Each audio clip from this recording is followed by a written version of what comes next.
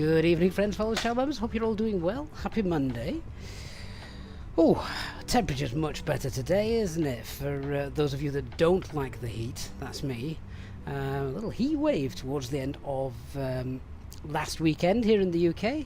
Today it's back to being cold and grey and a little bit windy as well. So yeah, hope you are all doing well. Had a great weekend, and tonight we've got a flight lasting a couple of hours actually, so quite a lengthy one, so we'll not hang around for too long.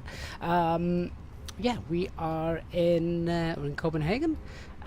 We've got the VATSIM event taking place as well, the is it Vectors to Copenhagen or something along those lines.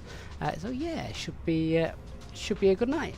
And if you are flying alongside us, then obviously good to have you on board, although it is rather busy tonight, so hopefully we can get away without too much of a delay. But just seeing onto the chat, good evening everybody. Hey J-Hog, DC, Nick in the chat as well, and Elliot, good evening to you as well. And Elliot says it's still boiling here in Devon. Nice breeze though. Yeah, the wind's getting up here up in Yorkshire as well. So you are not on your own there with the wind. But yeah, let me just have a quick look outside, see what we've got.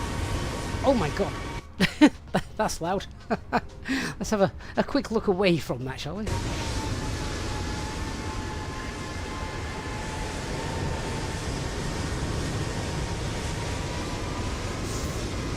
Yes, lots going on tonight, but that is indeed very loud. So hopefully we'll stay in here where it's nice and quiet. So obviously it's a real ops flight. We're doing everything as per sort of real world terms, so that's all right with you. And I seem to have a little bit of an issue tonight with some of my. For some reason, I can't log into the online map for my my charts and things, which is very strange. So I'm not quite sure why that's taking place, but never mind. We'll work around it. As long as we get the charts and things on the screen for you guys to see and follow through, and we can brief that kind of stuff, then we'll all be fine, I'm sure. So, let's have a look at our operational flight plan before we go any further. See if anything sticks out at us tonight. So we're in the 320 tonight, Easyjet 6 November Tango. Oh wow, quite full as well actually, looking at that. In fact, we're very full. Takeoff weight is above max landing weight. Okay, so little threat there. We've got our alternates tonight of Glasgow. Usual cost index 36,000 feet and a ridiculous headwind. 1 hour 44 the en route time. So we're expecting off 22 right. The shear rate is fine, coming in on 24. I don't think I've ever flown this departure before either, so not sure what's happening there. Plug fuel is just under 7 tons. CNR is just under 2. Let's have a look and see. I think the flight log is going to be fine for us. No terrain that I need to worry about there. Let's have a look at the weather. So what we've got happening in Scotland. We've got good visibility, scattered 39. Have a look at the tempo.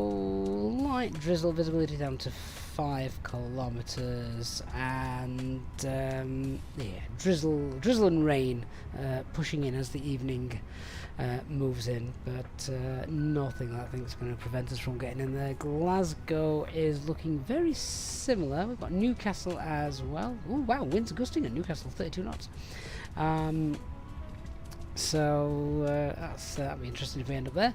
Aberdeen is gusting 28 knots, and Inverness is 20 knots. So it is quite windy up in Scotland tonight. It seems like Edinburgh is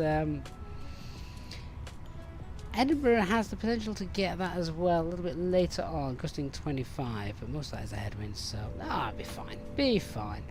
Let's have a look at worst case scenario weather. Visibility is fine, ceiling is fine, and as I say, yeah, windy, but most of it's a headwind, so don't need to worry about that. Friendly, but I've not got the FS Labs 321. I'm still undecided with what to do with that, to be perfectly honest with you.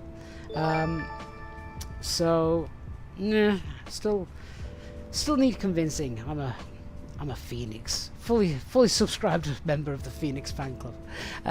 Nick Speedbird464 over on Twitch, mate. Thank you so much for the tier 1 sub. That is amazing. Thank you so much. And Fruitbat says a live stream. Have you finally been released from the witness protection program? They are few and far between these days, Fruitbat, which is why when we do them, we try and make them good ones. Yeah, this might be the only one we're getting this week. It seems to be like one a week at the moment, doesn't it? So hopefully you're here for us tonight.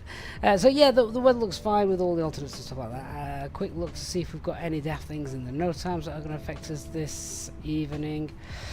Just having a look at the departures. That's fine. That's the approach procedure. Nothing there.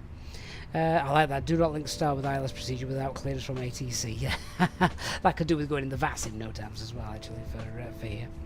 And then in Edinburgh, anything going on with that airport? Lots of minimum obstacle clearance heights. Standard instrument departure, approach procedures. We're coming on to 4 tonight. Oh, nothing. Excellent. So that's fine. And then the charts, that is our flight route. A lot of North Sea tonight. We've got the jet stream working against us. Then we've got some icing as we're coming in to Edinburgh from the descent. We're actually overflying Newcastle tonight. Whew, I'm thinking a direct might be useful at some point. High level weather is fine, and yeah, we'll see the wind's all in the same direction, so the shear rate on that is pretty low. So what extra fuel we're going to take? We can't actually take that much because of how full we are. So I think we're just going to stick with, we can probably get away with 7 tons, just round it up, and that will do. So we'll take 7 tons of fuel. We'll get the ground crew sorted. I don't know who's in the cabin crew today. Let me double check. Hey guys, welcome on board. Hope you look forward to a good flight. I'm sorry I didn't catch your name. Who we're working with tonight?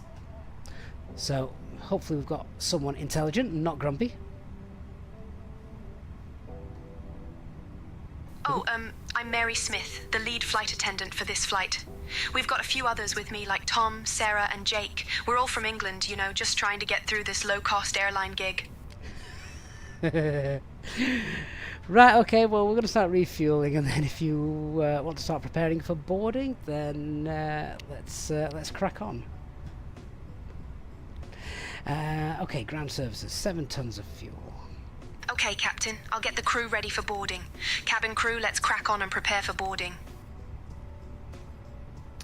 So, we will apply load, and hopefully GSX will spring into life. Hey, Peter. Ah, there we are. We've got SAS sorting us out this evening. Alright, so we're going to load 7 tons of fuel. Let's check the aircraft is okay. We've got nothing in the tech log, so that's good. Apart from the weather radar, of course. Then we've got the pumps are off. We're on external power. Just turn those down a little bit. And nav logo lights, they're fine. So, spoilers, flaps, parking brakes, walking 2000, acupressures in the green, and we'll get the ATIS as well shortly. Alright, good. Alright, let's start setting the box up. In fact, let's grab the ATIS now before we go any further. Then that's sorted. What is the ATIS frequency? ATIS for departure 122855. Hey, Mark Dark Fury. Mark DF. Hope you're doing well, mate. TSCA, ORGCDM. This was Copenhagen Airport Departure Information Golf. This is Copenhagen Airport Departure Information Golf at 1850. Runway in use 22 right. Runway 22 right. Condition report at 1850. Runway condition code 666. All parts 100% dry. Wind 260 degrees, 16 knots. Visibility 10 kilometers or more. Scattered 2000 cumulonimbus. Temperature 14. Dew point 10. QNH 1002. At first contact with Castro apron, advise if unable to perform pushback to a release point. CDM procedures in progress. Ensure correctly filed TOBT at VATSCA. ORGCDM. This was Copenhagen Airport Departure. That's a lot of anagram initials. I've got no idea what any of those mean. So let's crack on. All right, 22 right. That's fine.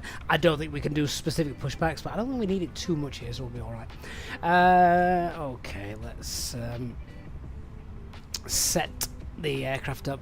So what was the QNH? 1002. That's fine. We're monitoring the guard frequency on 1215. We are now switching. Is fine. Let's turn those up while we're here. Thrust levers are at idle. Engine mode, master selection, they're all done. Acupressure is now in the green. 1002 is there. We'll get the constraints on. I don't know what the initial climb is. We'll get that in a moment. Alright, so let's fill in the box. So, who are we tonight? We are Easy 86 November Tango. Cost index of 4. And temperature is 15. Tropo, according to the flight plan, bring that in so you can see, 28724. Iconic Cloth, good evening. Currently in the FS Labs 321 Neo. What does ground service required mean? What do I need to do? Sounds like you need some ground services for something. I've no idea what though. I don't fly in the FS Labs, so I'm not sure what they're trying to simulate just there. Probably means your toilet's full and needs emptying or something like that. Right, IRS in it. We are stand Fox 5 tonight, and we are just checking. We've got 55, 37, 30, 14, and 12, 39, 5. Okay, yes, yeah, that's close enough for jazz. Let's continue, and we're cruising at 360. That's 40 degrees.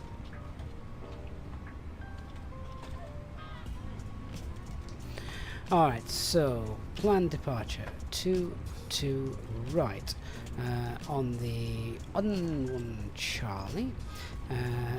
Arrival is on the ILS 24. It's the Agpet 1 Echo Novias.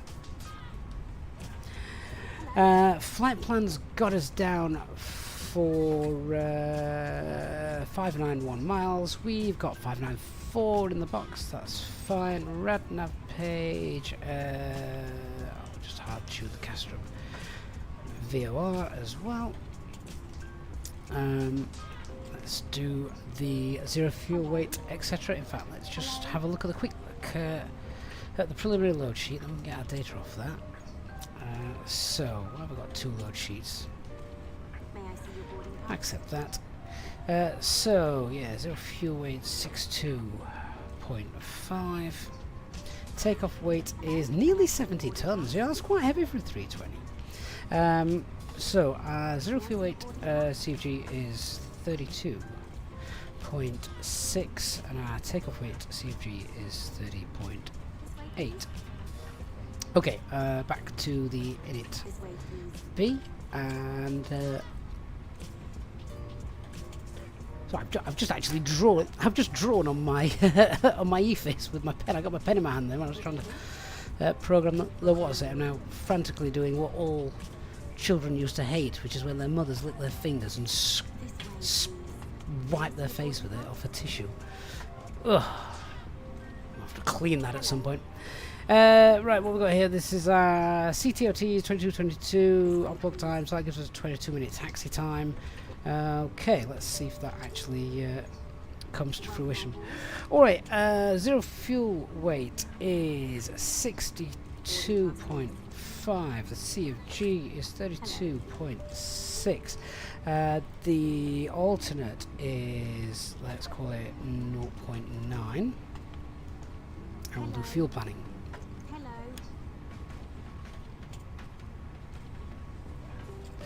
So it wants 6 tons, we're going to take 7, that's fine. That gives us a takeoff weight of 69.3 tons and an extra 29 minutes on the standby fuel. So extra fuel. Perfect. Right, so with that then, let's contact ATC and oh, actually no. Let's just crack on with the departure performance. So we are on 22 right. It is dry. We heard the information there in the 80s. No need to force target. Anti-ice can be off for this departure. Pax will be off. Takeoff weight is 693. The CFG is 30.8. And oh, there's so many different intersections here. What we're doing? We're doing 22 right, aren't we? Let me just have a quick look at the chart. Which ones are going to benefit us more? We will go for Alpha 4, I think, just because then we've got all this extra room to play with. So, yes, let's go with Alpha 4. Then that's the shortest possible. So that's this one. Which gives us 152. And 152 and 154. Transition altitude, I'll check that in the charts. I think it's 5,000. In fact, I'll just check that in the charts. Yeah, transition altitude is indeed 5,000. Cool. Okay, let me grab SimSmart then for all the other stuff. What was the flex? The flex was 62. Let me pop that in. Good evening.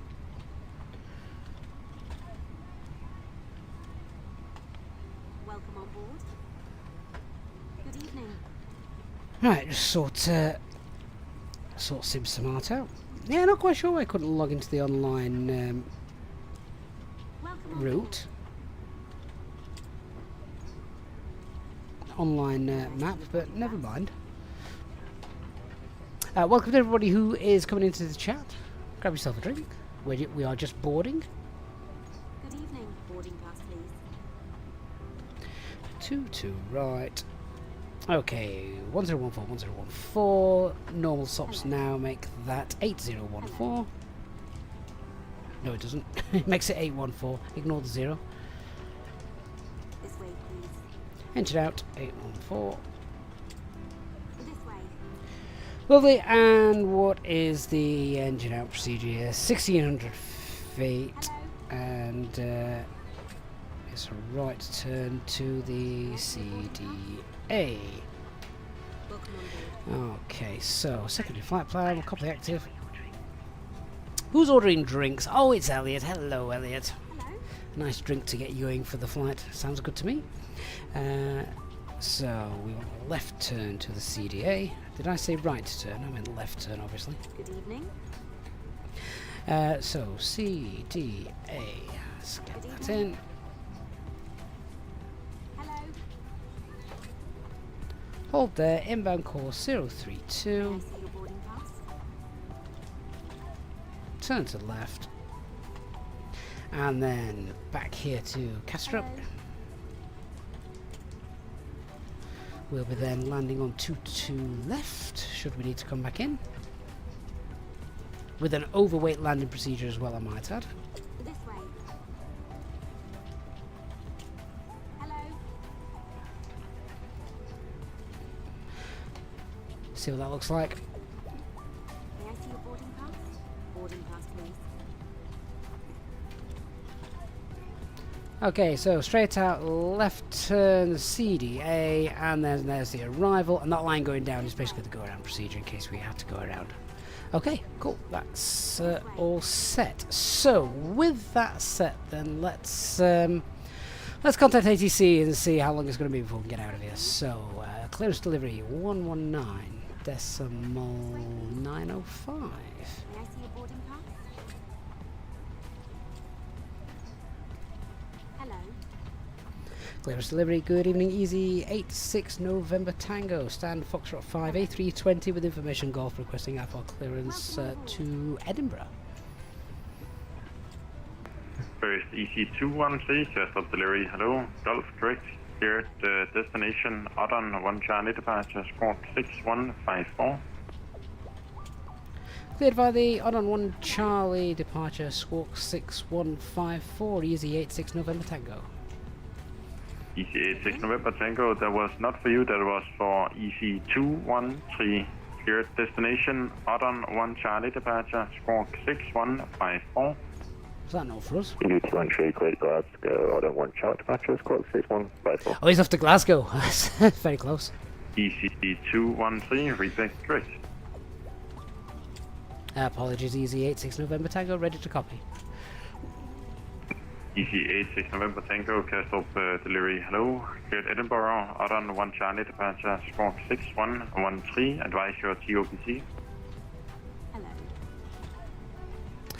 And clear by the Addon 1 Charlie departure, squawk 6153. And say again for Easy 86 November Tango. EC86 November Tango, Addon 1 Charlie departure, squawk 6113. And copy the squawk 6113, Easy 86 November Tango. EC86 November Tango, read back correct, confirm your targeted off-block time. And target off-block time is in around 30 minutes, so it would be 1945.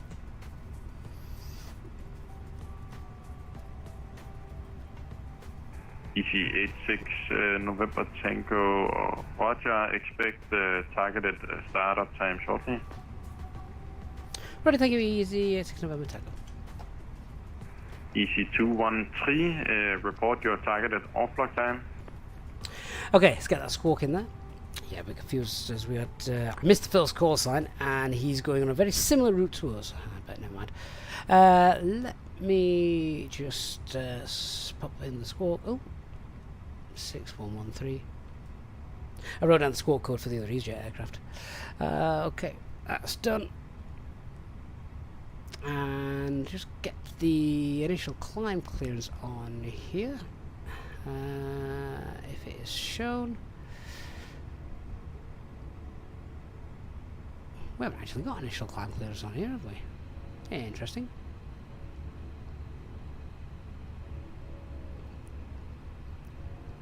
Might just have to go back to them and say, what do you want us to do? None of those have got any minimum climb clearance on there either, so let me just go back and see what our initial clearance is.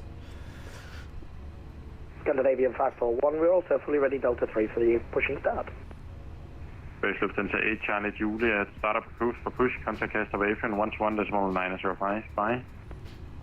Startup approved for pushback 121.905, Delta 8 Charlie Juliet, thank you, bye-bye. And Easy 86 November Tango, apologies, chart's missing some information. We've got initial climb clearance for us, please. 121.905, Scandinavian 541.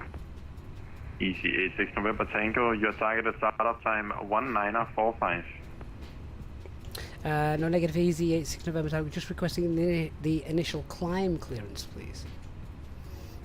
EC86 November Tango, flight level 70 as per chart, and your TSAT targeted startup time is 1945. Copy the startup time 1945, and yeah, just for information, the charts were missing that information, which is why we needed to ask. Thank you, Easy 86 November Tango. Time near 5-1, we're ready for push and start. Right, we've got a bit of time to play with then before they're expecting us to go. What was that? Someone just walked into my aircraft. So basically everything in the box is what we've briefed, and we've got the squawk in, that initial climb clearance is flight level 70. This is the one thing I don't like about Lido charts compared to Jefferson, because Lido charts always had the initial climb clearance down at the bottom. Sorry, Jefferson charts always had the initial climb clearances down at the bottom. These don't. It's not the same. All we've got here is max 250 below 70, which is fine, but it's just not as clear as what the Jefferson charts do. Chris says greetings from Innsbruck. Good evening to you. Hope you're doing well. So let's just get rid of that. We are still currently fueling anyway, so definitely no rush. Okay, let's brief stuff then. Starting with the push, the taxi, and the departure. Where's my charts for that gone?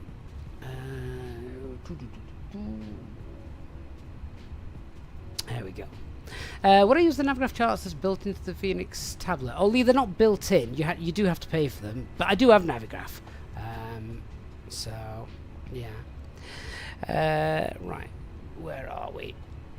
Okay, so no issues with regards to the weather on our route today. We've got nice dry conditions, good visibility. Some CBs though on departure, so just keep an eye out for those. No en route weather to worry about. Maybe a bit of icing coming into Edinburgh, but that's all right. Aircraft types 320, fully serviceable, but the weather radar obviously not working. The NOTAMs and none of those to worry about either. That's fine. Let's talk taxi then. Could be a lengthy taxi in that we've got quite a lot of traffic ahead of us. So then again, do we single engine it or not? No, we'll not. And the reason we'll not is because maybe if I wasn't a single pilot, then you could probably get away with it. But you've got all this sort of area here, which is very easy to cock up, basically. I know. Ask me how I know. So the last thing we want is to be here and they're quite busy and not be ready. So no, we'll not do single engine taxi. We'll get everything started on push. We're going to push back. We're going to be facing to the east, and then we will probably get something like Whiskey, Sierra, Yankee, Foxtrot, cross runway 12 and Alpha, something like that. That's what we're expected.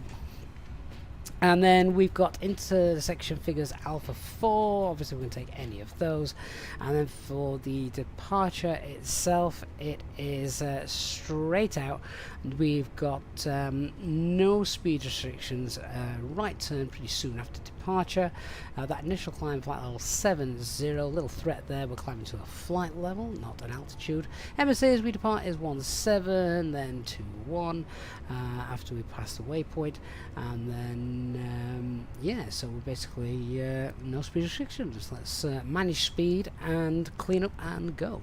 So that's pretty straightforward. Threats to be aware of, then we've got lots of traffic. I've just mentioned the little confusing taxiways just before crossing runway 12, and yeah, terrain wise there's not very much.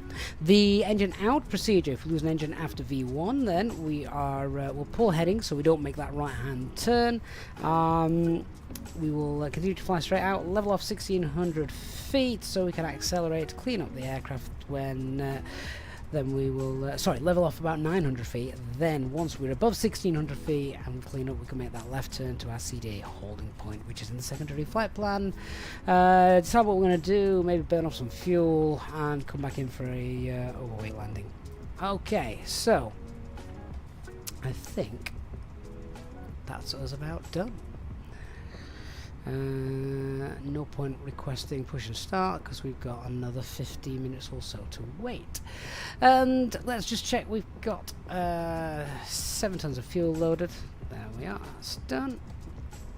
And we should have Lego, what's my call sign today? Should be at the top of the screen, my friend. Username, can you follow us as an observer on VATSIM? I can do what you want. I presume you can, yeah. So, company message, we'll check that as well in a moment. I'm not going to start the AP. And it'll only burn fuel, make noise. Airport probably wouldn't be happy with me. So, let's just check what message have we got waiting for us in there.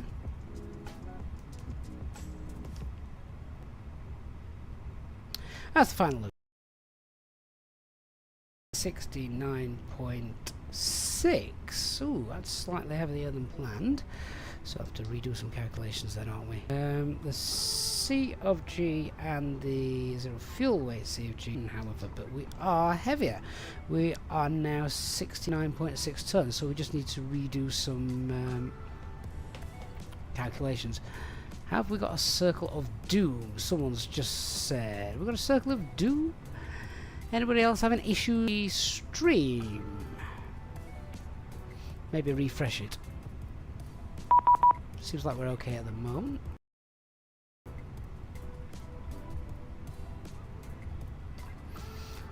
Peppa Pig time, is that still a thing?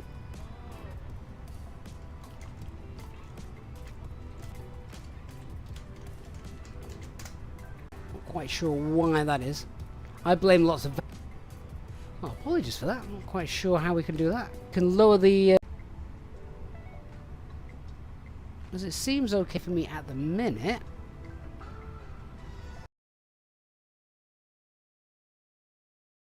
Is. Oh, and now we've got no data.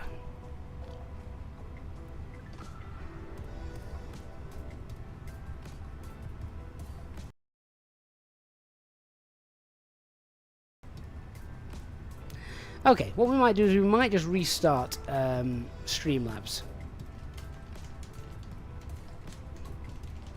And see if that helps.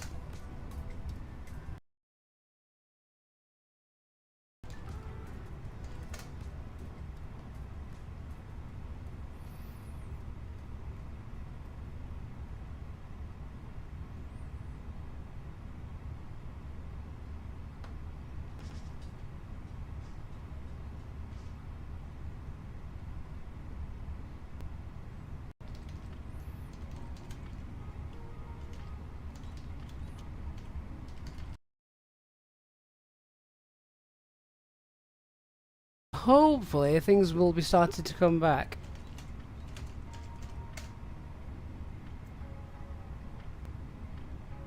So Fruitbat says we are back.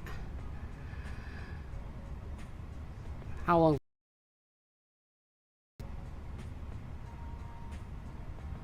We've not had an issue like this for a long time. So hopefully it's not going to be an ongoing issue.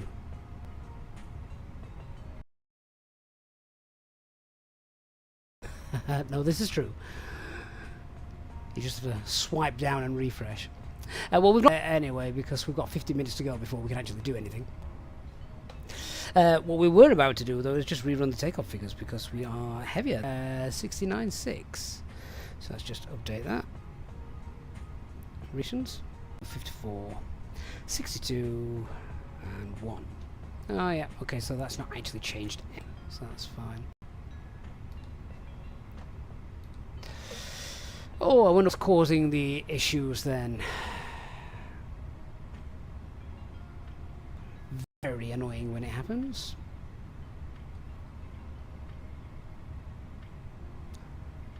Very annoying. I don't know if dropping the quality down... not that you want to watch it in 3060.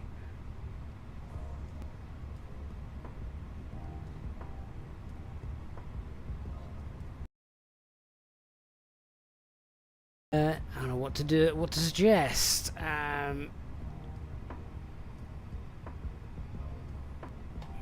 So we've got everything running really rather.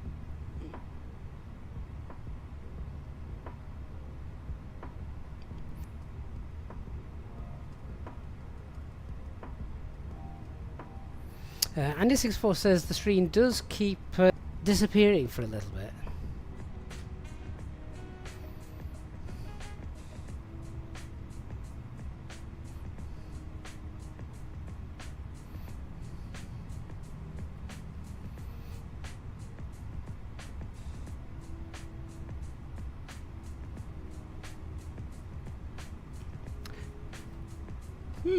Right, okay, we might be back.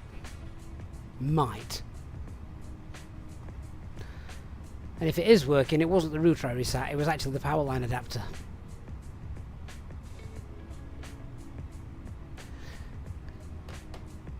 Okay. Hit F5.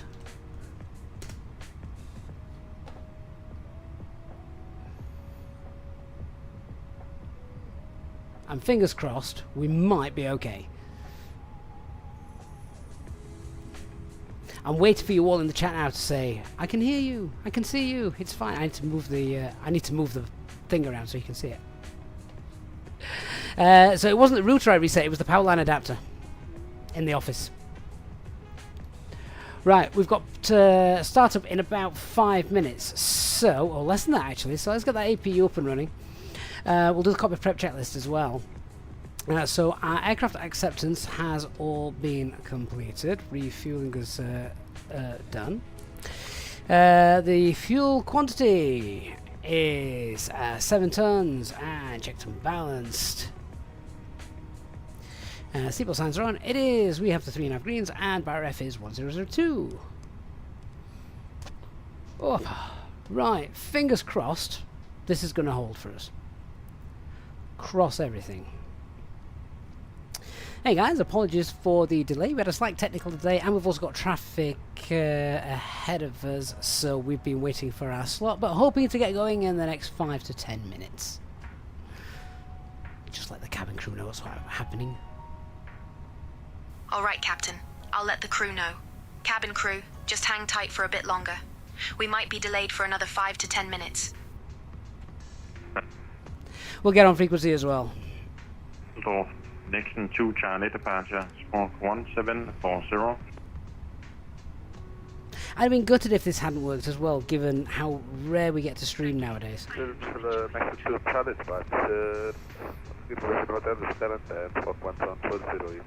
Elliot's having champagne to celebrate.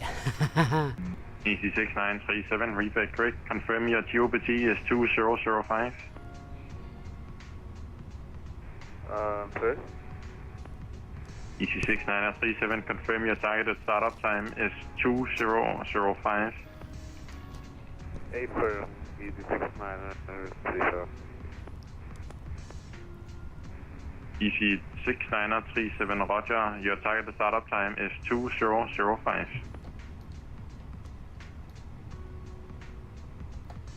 Get out of here before sunset, that's the plan. And then we're battling a headwind all the way to Edinburgh tonight. So we'll give them a call in another minute and see if we're good to go.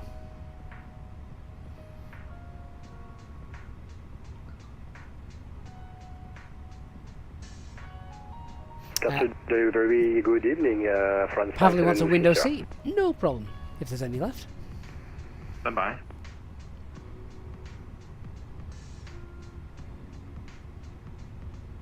William says Copenhagen is his local airport. Hope the weather then outside in real life matches 57 Whiskey Sierra. what you see here. Delivery, say again. Good evening, sir. Just to confirm TOBT at 2000, but we might be a bit early if it's okay for you. Yeah, negative. We didn't need to do that. I was having technical issues, so we didn't want to go any sooner. And Easy 86 November Tango is ready for push and start. Easy 86 November Tango, startup approved for push, contact Castor Airplane 121.905. Fine. 121.905, startup approved, Easy 86 November Tango. Thanks, good night. Air France 57 Whiskey Sierra, just confirm when will you, what is your estimate, when will you... Flying to Hotel Lima, taxi Whiskey, Romeo, Yankee, Foxtrot and Alpha, crossing the 32. Andy, we are back. We had an internet issue. Can you repeat for 9 to Hotel Lima? To Hotel Lima, taxi Whiskey, Romeo, Yankee and Foxtrot, Hotel on the 30. Okay, Whiskey, Romeo, Juliet, Foxtrot, holding 30, 9 to Hotel Lima. 9 to Hotel... Bye. Grand good evening, Easy 86 November Tango, stand Foxtrot 5, ready for push and start. First, Alpha 9 to Hotel Lima, Whiskey, Romeo, Yankee and Foxtrot. From Whiskey, Romeo, Yankee and Foxtrot, 9 to Hotel Lima. Correct. Scandinavian 87 Yankee, contact tower, 119.355, bye-bye. 119.355, Scandinavian 87 Yankee, ha en fin kväll idag. Bye-bye. EC213, contact tower, 119.355, bye-bye. 119.355, bye-bye, easy to answer. We're ready for taxi. Pavli, this is the 2020 version Scandinavian 1677. the scenery. Quebec and Foxtrot. Not yet been updated. Quebec Foxtrot, Hotel 30. Scandinavian Alpha 92 Hotel Lima, hold position. Hold position. April, good afternoon, Scandinavian Sun Whiskey, Stan Bravo 10, request pushback please. Scandinavian Sun Whiskey, push and start support, release from Yankee 1, Canadian 1002. Canadian 1002, Flipping out, why is it 37 degrees in here? Ground, Scandinavian 76, ready for taxi. Scandinavian 76. Oh, I know why. Yeah, you face south, makes the 180. Not got the bleed on you. Call me when full ready. 180 and I'll call you when ready, Scandinavian 76. Alpha 92 Hotel Lima, Taxi Sierra, hold short of Victor. We've got aircraft behind us. Holding short Victor, 92 Hotel Lima. Aviation, good evening to you.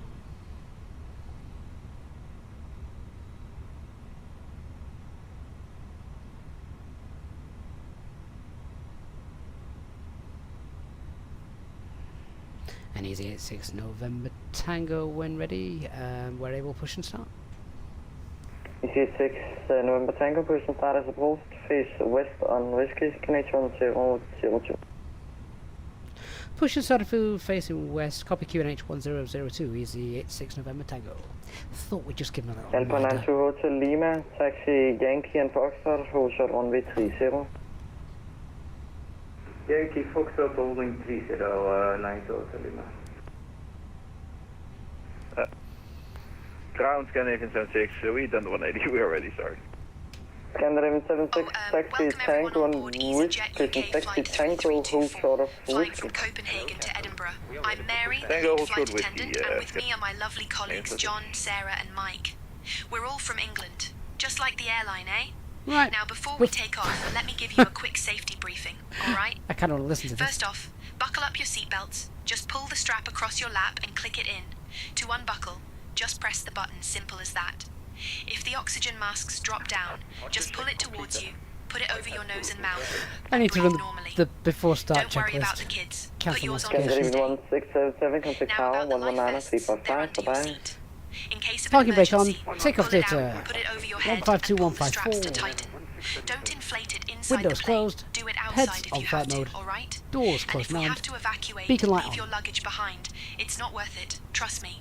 Scandinavian have emergency 6, exits person at the 76, front, give middle way and to the back of the Scandinavian plane. Just look for the A319 on sides. Tango, he's So taxing that's to it for stand now. Echo 77. After we reach cruising altitude, we'll be selling stuff Giving from way the to company, Easyjet shop, Scandinavian. if you're interested. Alright, Captain. The cabin is ready for departure. What a fantastic safety briefing. Notable steering's disconnected.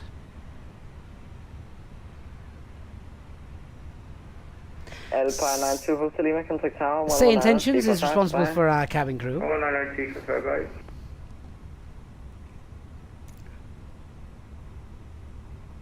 That's not what I wanted. Try that.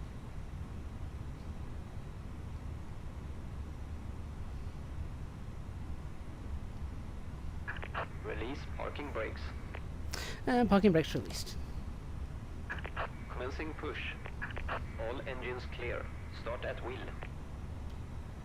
Okay, so clear to start, and we'll do engine 1 first, of course. So, paranoia check, APU bleed is on, and we shall get ignition and start engine 1. Just turn one of the packs off there, we don't need them both on. Clever, have I showcased this intention traffic injection yet? Only in the video. We've not sort of done a live full-on stream with, say, intentions and the traffic, etc. Super good evening, Alpha 57 Whiskey Sierra, stand Bravo 4, request pushback. Alpha 57 Whiskey Sierra, clear for Beepon, hello. Stand by for push number 1. Stand by for push number 1, Alpha 57 Whiskey Sierra. I really like this scenery from Flight Tampa. I know it's missing some stuff, but it's one of my favourite sceneries.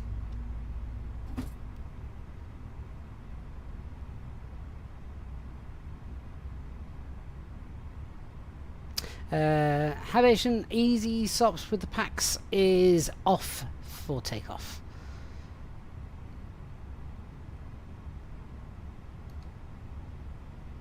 Windows are indeed closed. Scandinavian 76, hope taxi so. Tango, Victor, they look close Yankee to and Foxtrot, route runway 30.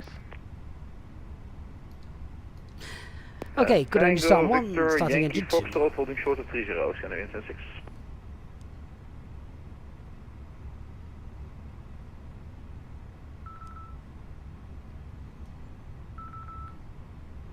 Ignore that noise, that's my phone. Copenhagen ground, EV 6937, it's interruption, Bravo 9.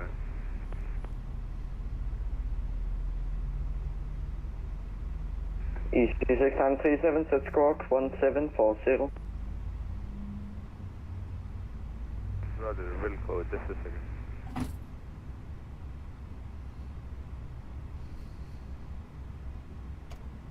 Unlocking gear. Parking brakes are back on, ground crew doing what they need to do.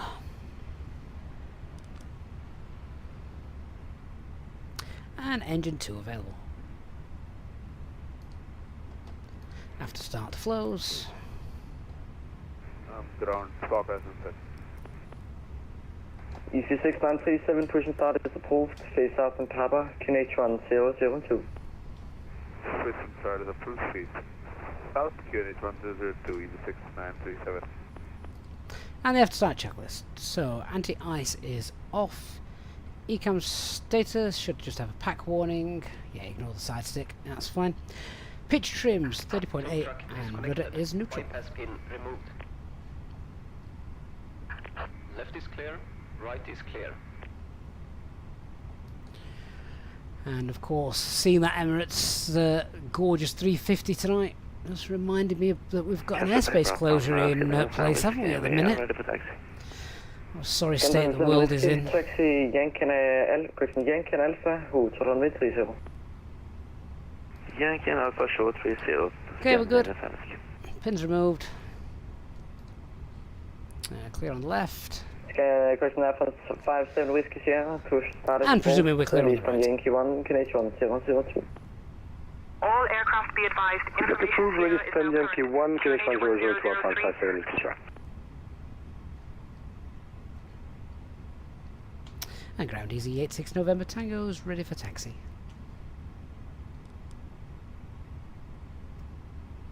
Easyjet 6 November Tango, taxi Whiskey, correction Whiskey, Sierra, Victor, hold short of Romeo. Whiskey, Sierra Victor, hold short Romeo Easyjet 6 November Tango. Oh, where's my tablet connection gone? Let's just reconnect to that so we can see what's happening. Whilst we're doing that, I'll get our taxi lights on. Auto brake, weather, wind shear, and fuel configs. Just waiting for the cabin crew. Right, hopefully we can see what we're looking at now. So we are Whiskey, Sierra, then Victor, hold short Romeo. So down here. Alright, let's go. Yeah, Doha close first, and then the Emirates have done the same. Okay, flight controls then. So full left, full right, and neutral. Full up, full down, neutral. And go rudder, full right, rudder, full left, and neutral. Canada 10 Whiskey, contact tower 119.355, bye-bye. Okay, we've got no change to our performance. We can take up to Alpha 4 for the intersection departure. Engine out procedure, standard, straight out, level off 800, above 1600, turn left towards the holding point, 4,000 feet above MSA. Departure, straight out, immediate right turn, no speed restrictions, noise abatement 2. Initial climb flight level 70. I'll run the taxi checklist once we've navigated these points.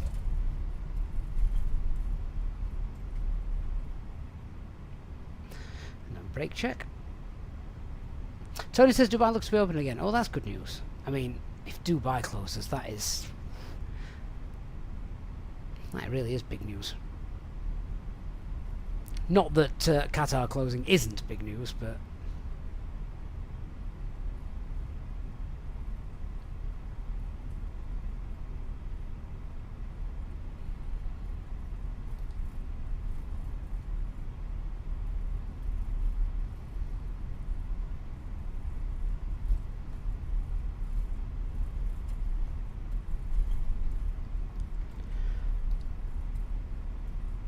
Okay, and we're going to hold short of Romeo.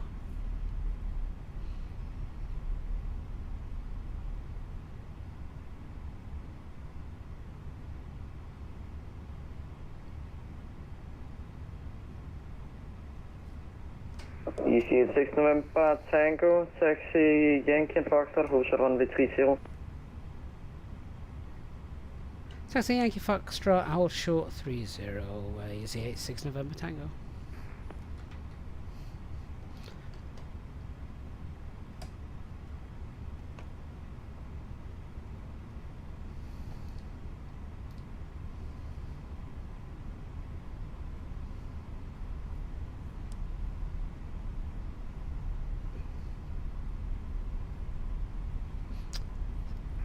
Ground Easy 6937, post currently only 30. Easy 6937, contact tower 119.355, bye-bye. Contact 19355, thanks, have a good day.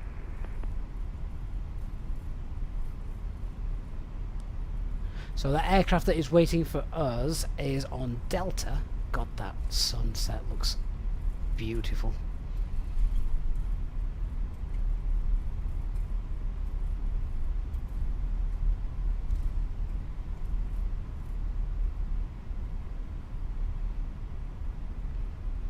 I swore I saw that. Tango, contact tower 119.355. 19305, Easyjet 6 November Tango, thank you. Sure, I read that UAE had closed for a bit. If you actually look at FR24 as well, a lot of flights have been diverted.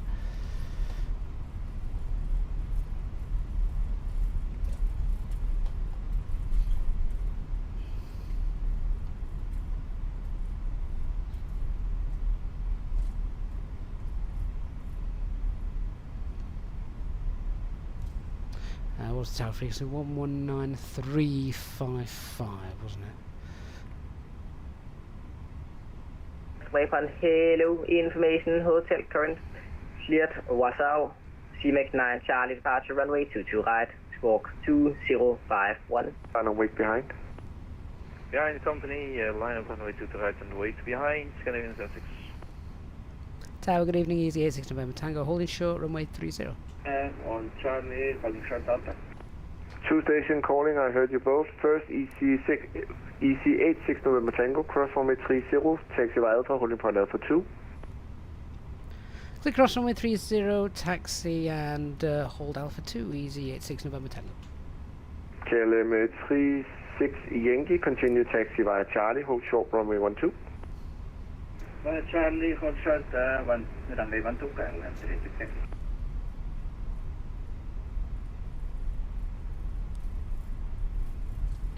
So Alpha 2 will be our second left.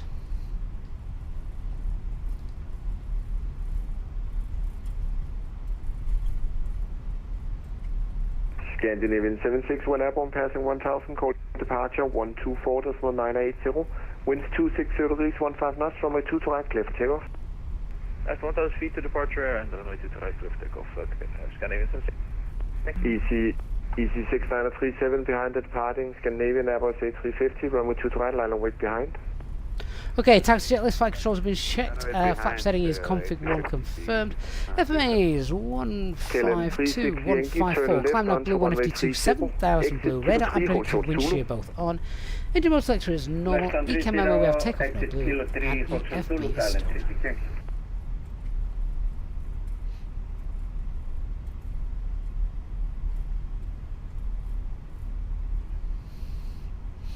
Yes, Chris, I thought it was just this country, but apparently not.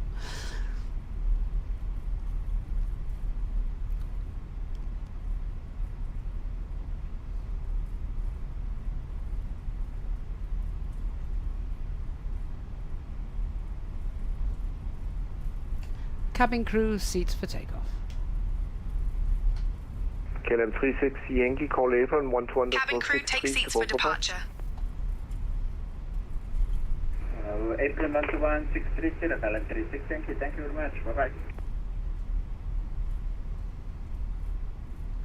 Still a bit more. And EC6937, expect short delay due to same departure route. Order will explain. Yeah, it's a bit like Manchester's 2-3 left, this runway, with all the different intersections that they can use.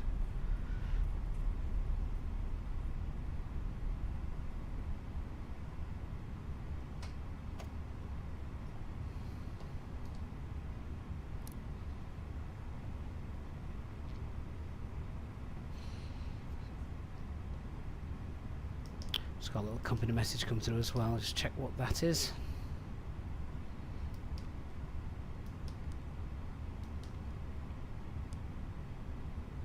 Oh, it's just telling us we're pushed back on time, so we're no ADC required.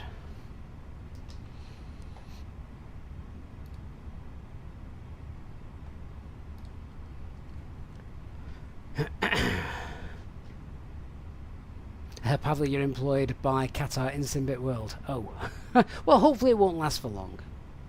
VATSIM, Jim, good evening, sir. Hope you're doing well.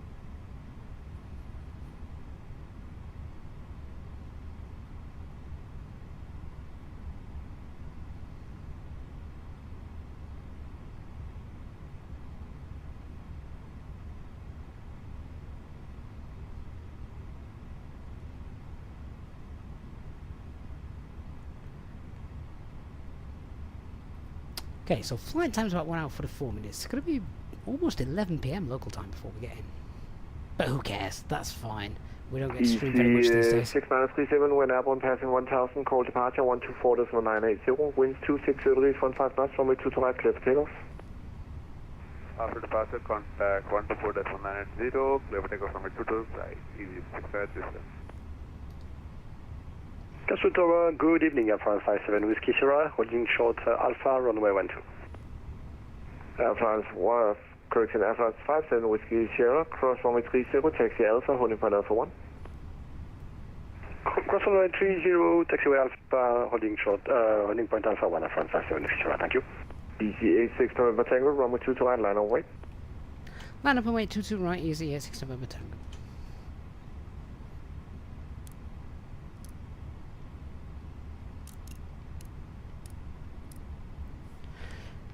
Alright.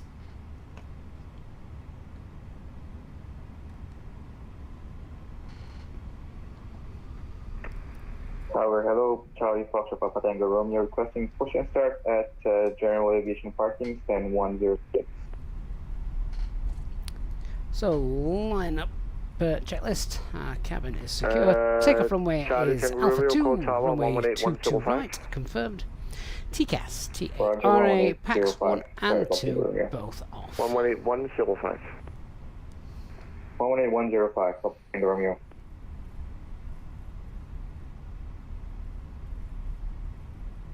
Sky is looking beautiful. This is my favourite time in the sim to fly. Obviously the longest day of the year yesterday.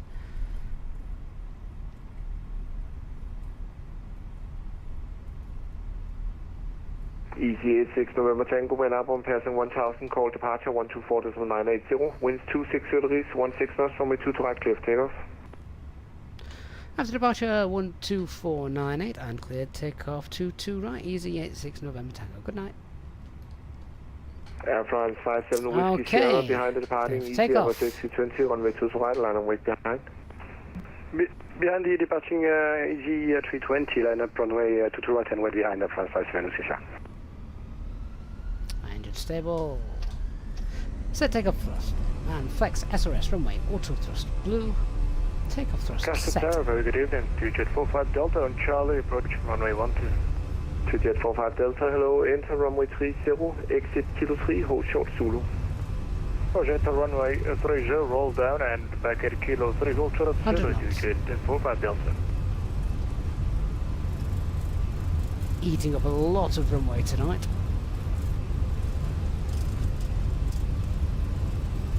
V1, rotate.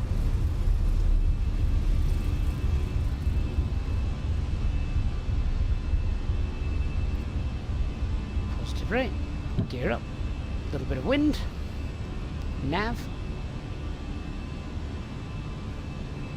Air France 57 Whiskey Sierra, when airline passing 1000, call departure 124.980. What's pilot 1 engaged? 260 degrees, 16 knots, runway 2 to right, clear for takeoff. One airborne, passing 1000. Thrust climb, auto thrust. Departure, good evening, Easyjet 6 November Tango, passing 1200, flight level 70, I think 1 Charlie.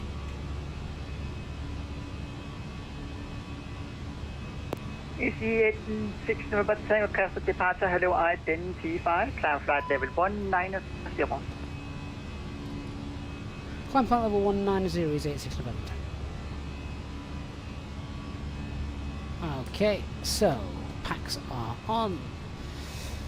Standard pressure is set. 190 blue. Open climb. As speed, we can disregard the master caution.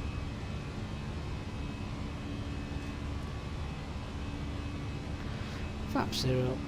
Spoilers disarmed. Okay, disregard master caution. We'll clear the ECAM. Toggle seatbelt signs, let the cabin crew know they're free.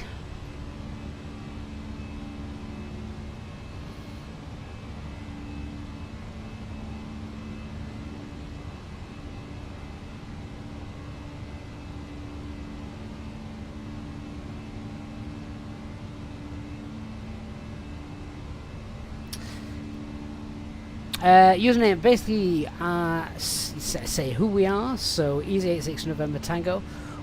Altitude, so we're passing 1,200 feet. Where we're aiming, flight level 70, and then the name of the standard instrument departure we're on, Addon 1 Charlie.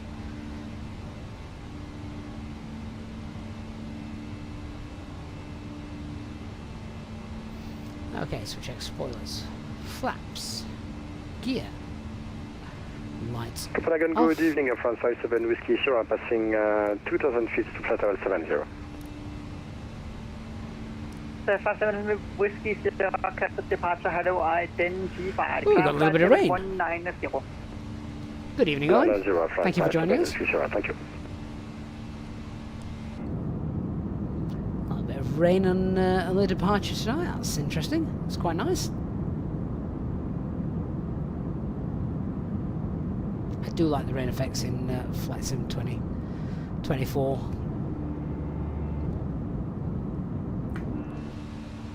I do just miss some of the effects that Sim effects from Parallel 42 bring in,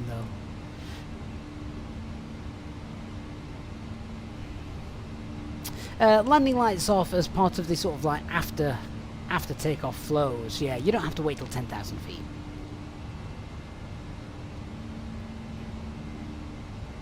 If you have radar vectors and no SID, you basically give them your last instructions. So on runway heading, if you're still on the runway heading at that point.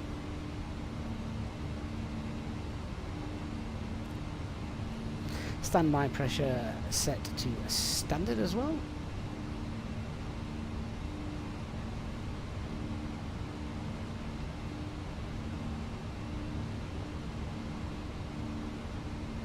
Hey, sorry. 37 contact Copenhagen control 133, that's for 155. You controlling tonight, my friend?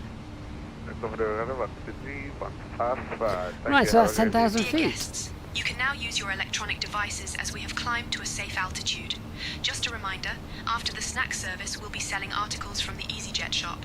Enjoy your flight. Okay, so cost index 0. Check our progress page. Flight level 360 is probably a little bit too ambitious for us at the minute, so optimum 34, we'll probably request that shortly if we're given higher. And secondary flight plan, we'll just copy the active. We no longer need the engine out procedure in there.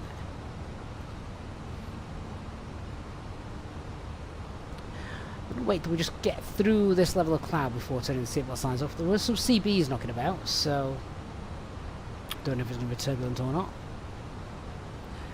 We're in anti-ice range though, so we'll get both of those on.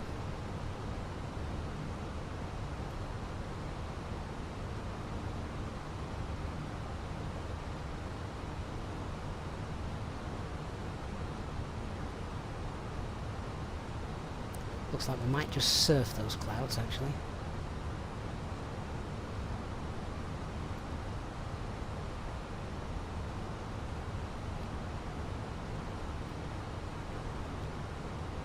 What we should hopefully see is a sunrise. Yeah, Chris Shaw, little bit of blue sky. Not much. And we are heading to Scotland, so any blue sky up there is a welcome sight. Well, good, and thank you for subscribing. If you are enjoying the stream tonight as well, guys, then please hit that like button.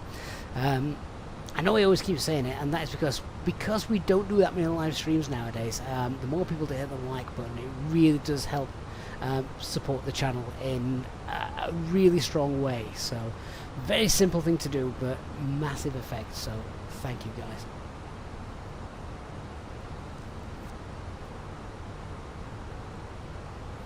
So we'll just get out of this layer of cloud, and then we can do away with the anti-ice again.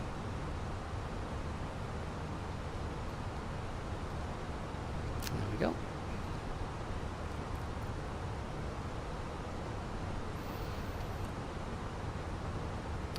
So we've got Elvatex tracking our flight tonight. We are Easy Whiskey Bravo is our real world counterpart that flew this route not long ago.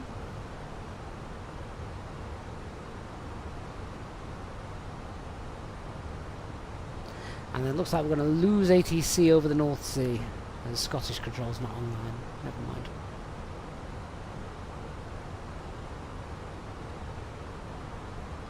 Josh, I'll decode Josh's message. Is the top bar not working? No, it's not. Let me restart it. Alright, I'm out of the clouds. Let's get signal signs off.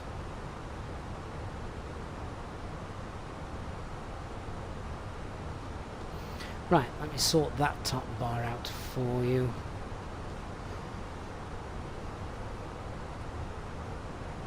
So due to the 57 Whiskey Sierra contact Copenhagen, that's hold 133.155. 133.155, France 57 Whiskey Sierra, hold on. That might be our next frequency.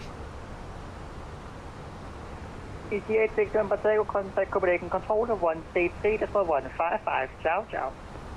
133.155, and thanks for the service, Easyjet 6 November Tango. Good night. Claiming for level 190. France 57 Whiskey Sierra, Copenhagen Control, good afternoon, identified. Climb flight level 280. Climb flight level 280, France 57 Whiskey Sierra. Copenhagen Control, good evening, Easy 86 November Tango, flight level 190. Easy 86 November Tango, Copenhagen Control, identified. Climb flight level 280. Flying from Copenhagen good flight level to Edinburgh. 280, We're cruising now. We'll Easy start the 86 snack November and Tango. drink service shortly. We've got some lovely options like the cheese rolls and the chocolate bars if you're First into climb, that sort of open thing. climb, 280. After blue. the service, we'll be selling articles from the Easyjet shop, so keep an eye out for that. Enjoy the flight or whatever. Or whatever. That doesn't sound very professional. Do we need to get oceanic clearance for this flight because we're crossing an ocean? No, we're only crossing the North Sea. That's not an oceanic crossing. If you're crossing literally the ocean, the Atlantic or the Pacific, then yes, you need oceanic clearance.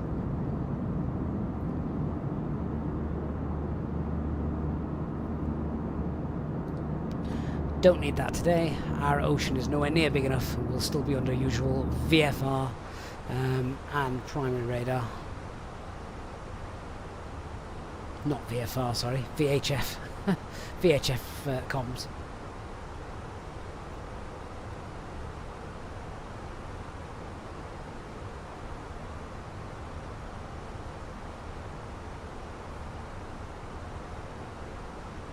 So in case people did miss it, yeah, what we did do is we popped the cost index back to 0 as per SOPs. We'll pop that back to 4 once we are airborne, once we're at the cruise.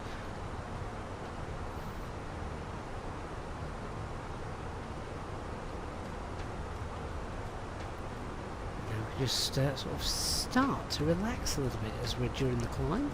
We'll do the fuel checks once we get to our top of climb. Make sure everything's looking normal.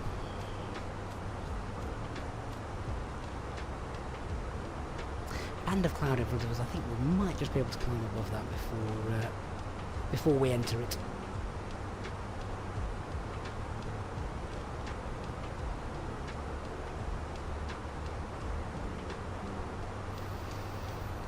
happen. Just keep an eye on that. System status is, yeah, it's just the left side stick. As long as there's nothing else.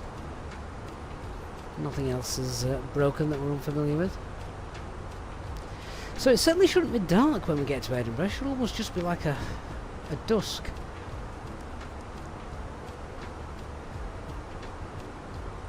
Elliot, did they say when the next world update is? I've got no idea, Elliot. I'm rubbish. 86 November Tango, contact Copenhagen Control 135.290. 13529 for Easyjet November Tango. Good night. Yeah, I'm pretty useless at keeping up to date with the world updates and things. When was the last one for VATSIM 2020? I hope they've not sort of abandoned that, because that would be awful. 132.29. Sorry, 135.29. Copenhagen Control, good evening, Easyjet November Tango.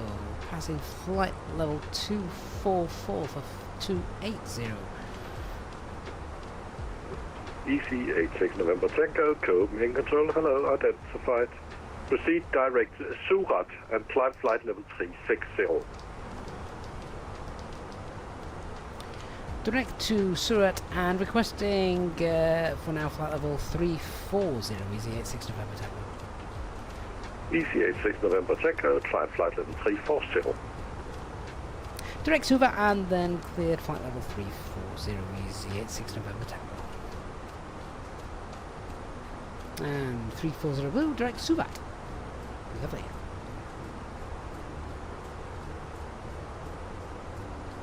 We'll put the beam points in there as well, because that little direct is 252 miles away.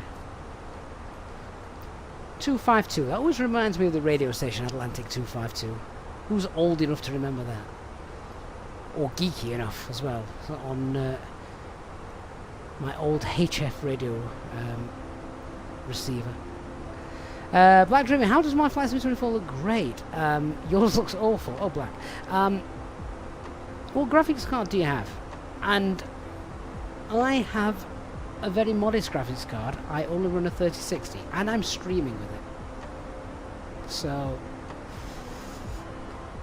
it takes some hammer.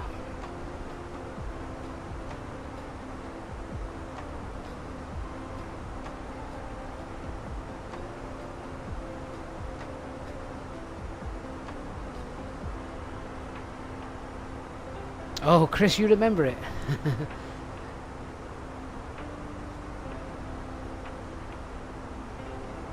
Fruit bat, no, I didn't. The visibility was rubbish. That's the problem when it's near water. You have a warm day before, and, well, you know what happens. You have a warm day before, the air fills with moisture, it cools overnight, and then can't see anything the following morning.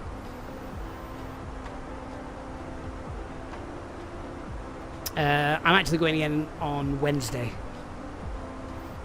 but anything could happen because it's early morning again. However, it's not as hot now, so fingers crossed. Should be okay. Young Boo, good evening, sir. Young Boo, what a name.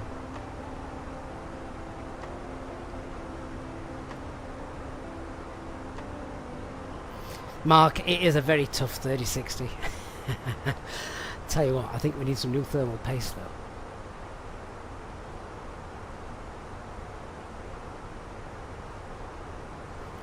So let's just have a look on Elvatex. That little direct, what's that going to do for us? I mean, in fairness, it's probably not going to do that much for us in terms of knocking time off, because it's a pretty direct route anyhow. If there's no ATC around though, I'm telling you now, we are going Robin direct to direct Tartan. Oh, not doing this, not doing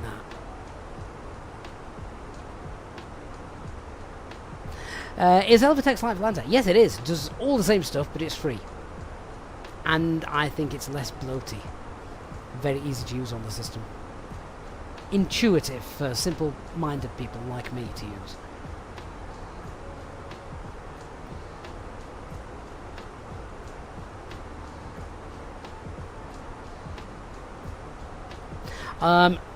I've never actually used Volanta, Yomu. but everyone I've spoke to who has said Elvatex is better on performance. And you can also transfer all of your flight logs from Volanta over to Elvatex as well, so you don't actually lose anything. And as Avation's just said as well, it's less Nordic fiddly. 56 X-ray, nothing further. Advisory channel 1228. Bye bye. 122.8. Bye bye. Nordic 56. Okay.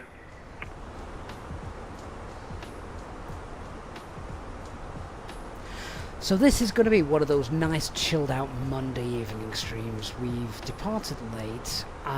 It's going to be a later stream than I had planned. But we're in for the haul now, so let's enjoy the gorgeous view from 34,000 feet when we get there. And whatever you're doing this Monday evening, stick with us. Sit, chill, relax, let me know how your day's going. And in a little while, I'll tell you about an horrific 48 hours that we've had in our house. Sweden offline, continue advisory 1228. Bye bye. That wasn't for us, was it? Over to advisory Scandinavian 1820. Young Lou, what addons am I using? Aside from the aircraft and the airport sceneries, nothing. Nothing at all.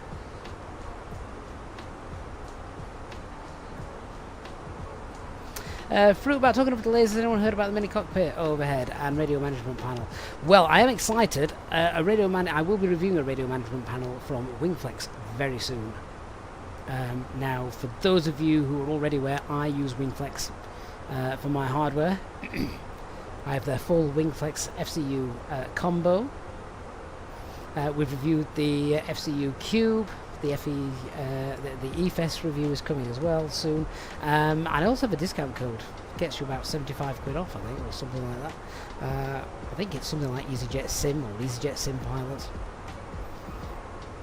if anyone's interested. But I'm really looking forward to the radio management panel because that is the one thing I really want.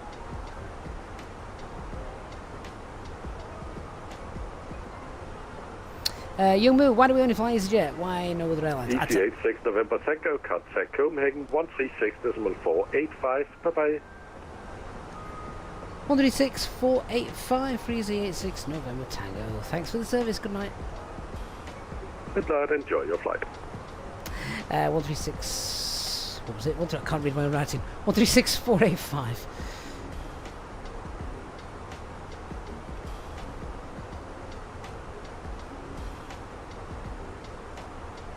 Emirates 142, same to you. Advisory Emirates, 122.8. So long. 1228, thank you very much. Emirates over. See ya. Copenhagen Control, good evening. Easy86 November Tango, passing flight level 320 for flight level 340. Down, call you. 2661, first EC86 November Tango, Copenhagen Control, good evening, identified. Yeah, so why do we only do EasyJet flights? Because I know the standard operating procedures, so we can make it real world. 2050, good evening, Copenhagen Control, which is obviously what we want. Make it as realistic as possible. That is stunning. A view from the flight deck. I love stuff like this. The shadows and colourings. It's just absolutely gorgeous. The Earth's shadow starting to come up behind us as well. Oh, Elliot, my 48 hours of hell.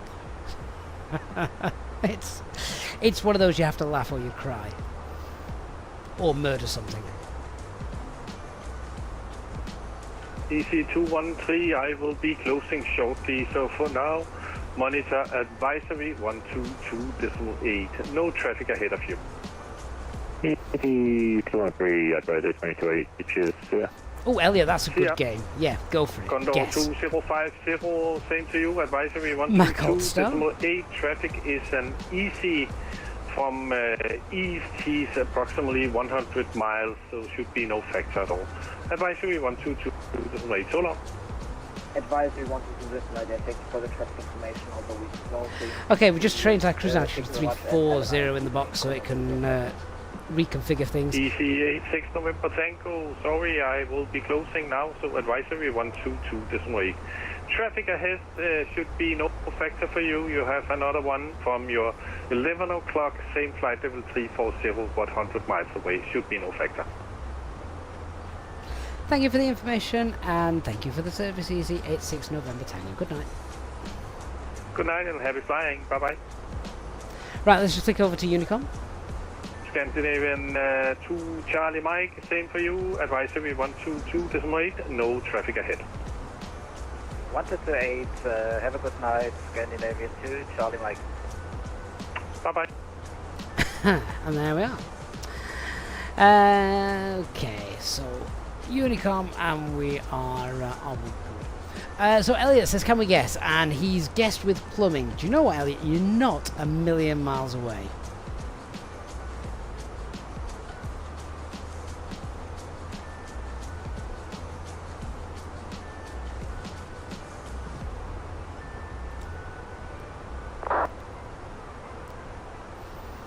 Alright, 340. We've got any waypoints knocking about at the minute. Okay, so in about 30 minutes, no, less than that. No, 30 minutes. 30 minutes we will check our yeah, we'll check our fuel. Chris Shaw, it's gorgeous, isn't it? It's looking stunning tonight.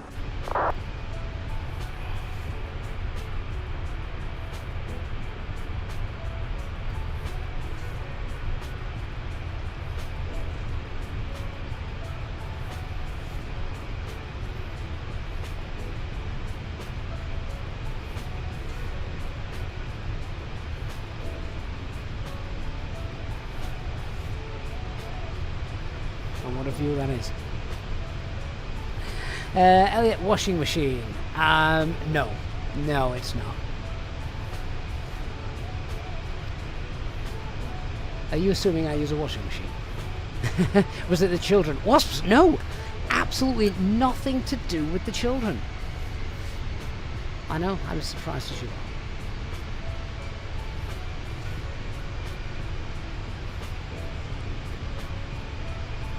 That indeed is beautiful. Nope, drains are good, fruit bat. Drains are all fine and dandy. Whilst we're in the cruise then, guys, if you want to do me the favour and hit that like button, remember to jot down that Contrail Store discount code as well, save you some money. Chris, has J-Hog come round and cut a tree down? No. You can't cut the tree down at the bottom of the garden. We've got birds nesting in it. That'd be really cool. Hefty power cut. It can be a nightmare of prolonged. Nope, nothing wrong with the power. Ceiling, Dean. Nope, ceiling's good. Hot tub, Nick. How rich do you think I am? Hot tub. I had a hot tub and drown the kids half the time. Joking. Hey Chris, good to see you. Flyby Empire. Good evening. Guttering. No, it was guttering, but it wasn't the gutters.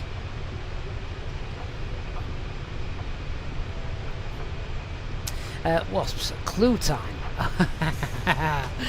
Shall I just tell you? Was it a power line adapter? Dean, no, that was tonight. Alright. So, I don't know if I've actually mentioned this on the channel before. Those of you who have watched the channel for a long time will know who Captain George is. Yeah, sorry, not Captain. He never got promoted. Listen, First Officer. Do we all remember First Officer George? Mark. Love Island back garden. Okay, so those of you who remember First Officer George, God rest his soul. I miss that poor dog every single day. And those of you who really paid attention will also have remembered that we had a training captain, or captain as it was. We had well, 4 points for anyone who can remember the name of the 4 points for anyone who can remember the name of the cat that we used to have. So George sadly passed now about 18 months ago. and I vowed there and then we'd never have another dog. It was so painful. Anyone that's been there and had to make that decision for the good of them will know exactly what I mean. 6 months later, we lost Jasper, our cat, which we'd had even longer than George, since kitten puppy. Yeah, Elliot, it was that long ago. It's crazy, I know. We lost Jasper 6 months after George. It was almost like his partner in crime had left, and he was getting older, and he thought, well, that's me done as well. So off poor Jasper went, and that was it. We were petless. We had never been petless. The kids had never known a house without any pets. But it was quite nice. You know, you don't have, if you want to go away for a weekend, you don't have to think, oh crikey, what we're going to do. We need someone to look after the cat or dog or whatever. And we didn't have any pets at all until March of this year, when my wife was scrolling through Facebook, as you do, and one of these, I don't know if it was advert or what, basically it was a cat sanctuary, and they had found 3 abandoned triplet kittens that were in need of a good home. And I was like, oh, well, yeah, that's cute, isn't it? No, absolutely not. Now, of course, for those of you as well who know the channel well, no, I've got triplet daughters, as well as my elder lad.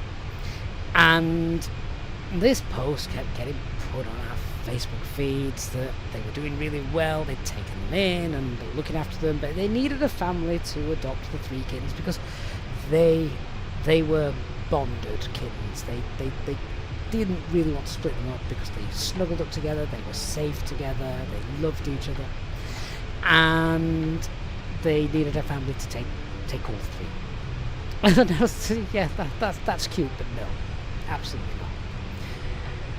So that was that.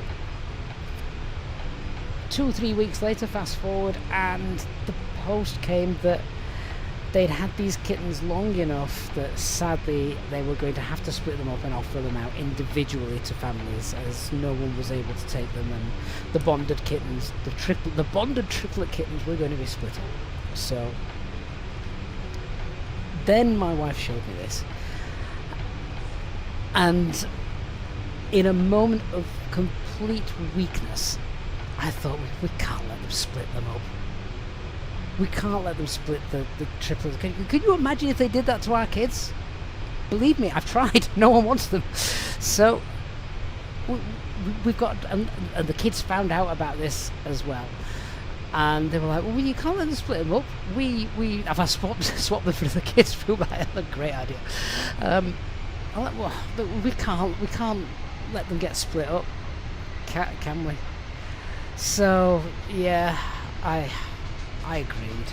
Yeah, okay, let's take them in. Let's take them in, and we'll have them. So we went through the thing that they came and saw the house, and as they have to do, make sure they're coming into a nice loving environment, and we're not just going to raise them to be feral.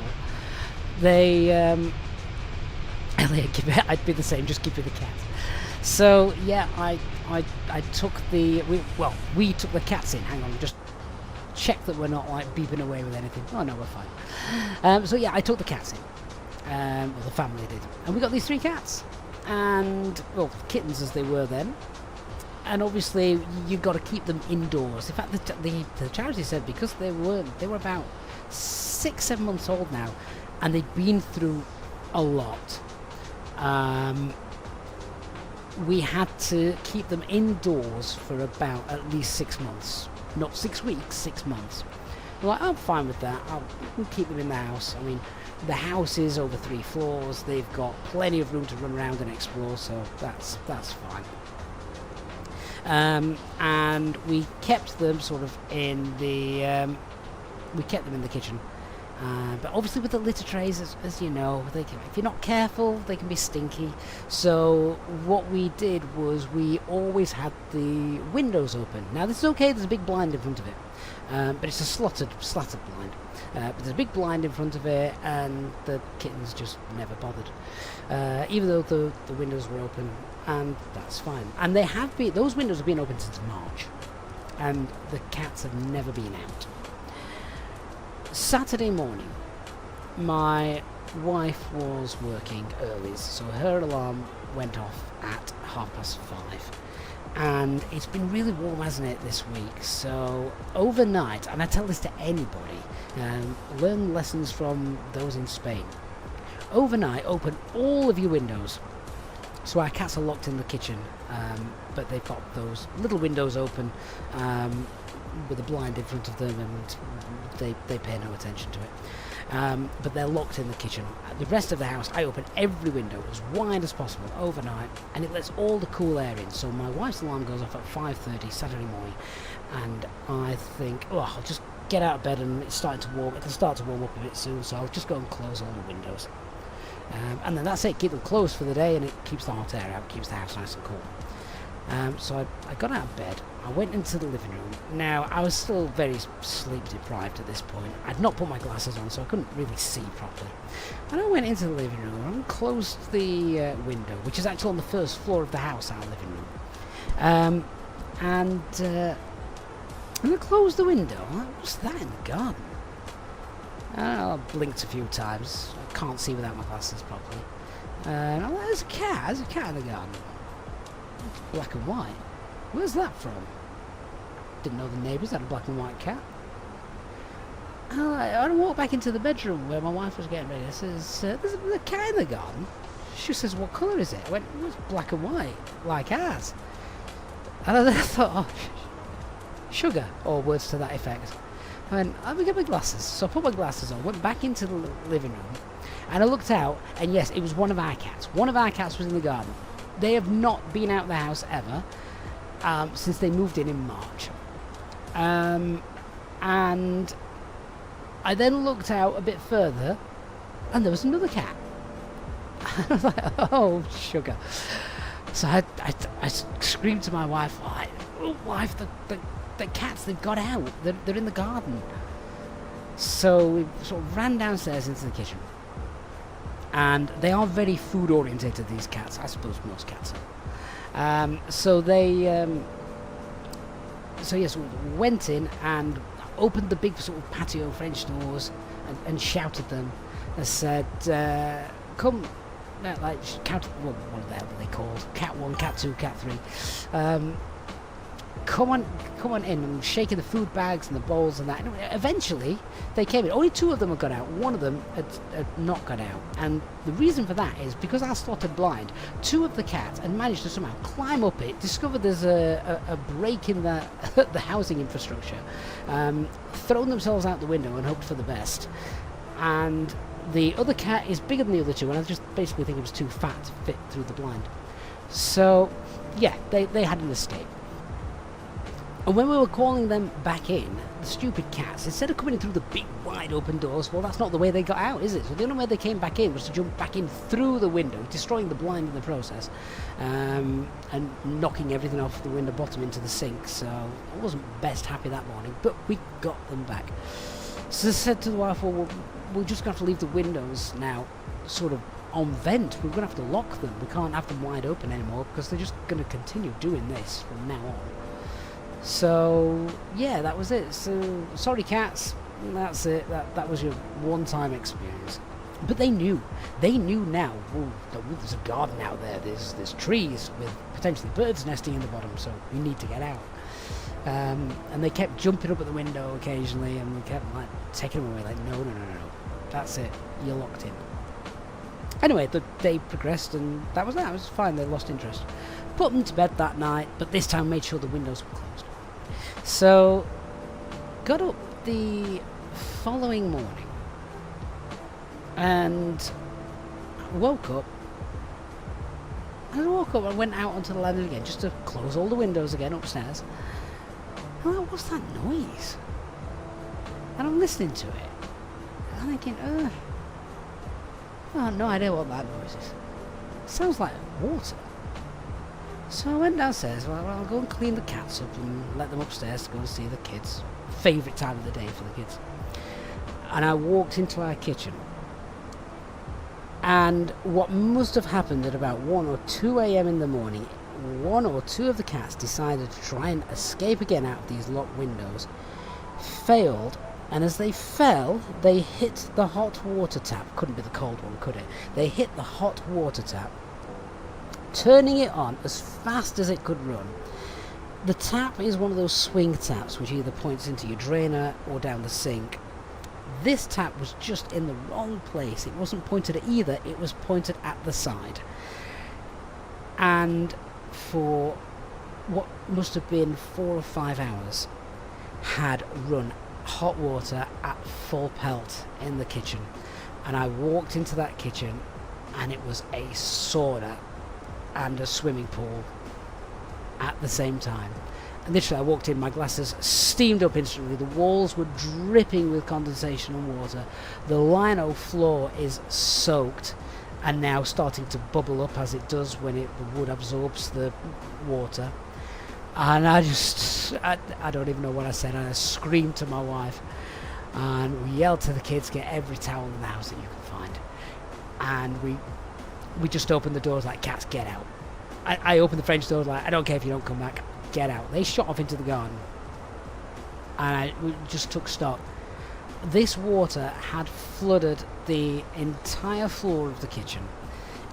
Because it had been splashing, it has gotten into all of the cupboards. Everything inside the cupboard, the flour, all that stuff, bin the lot. So everything that wasn't like in a can was just ruined.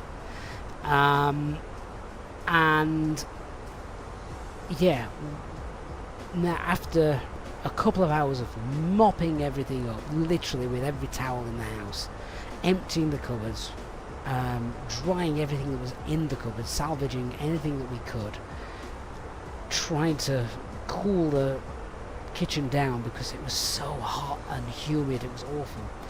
And now of course all of the laminate flooring is ruined.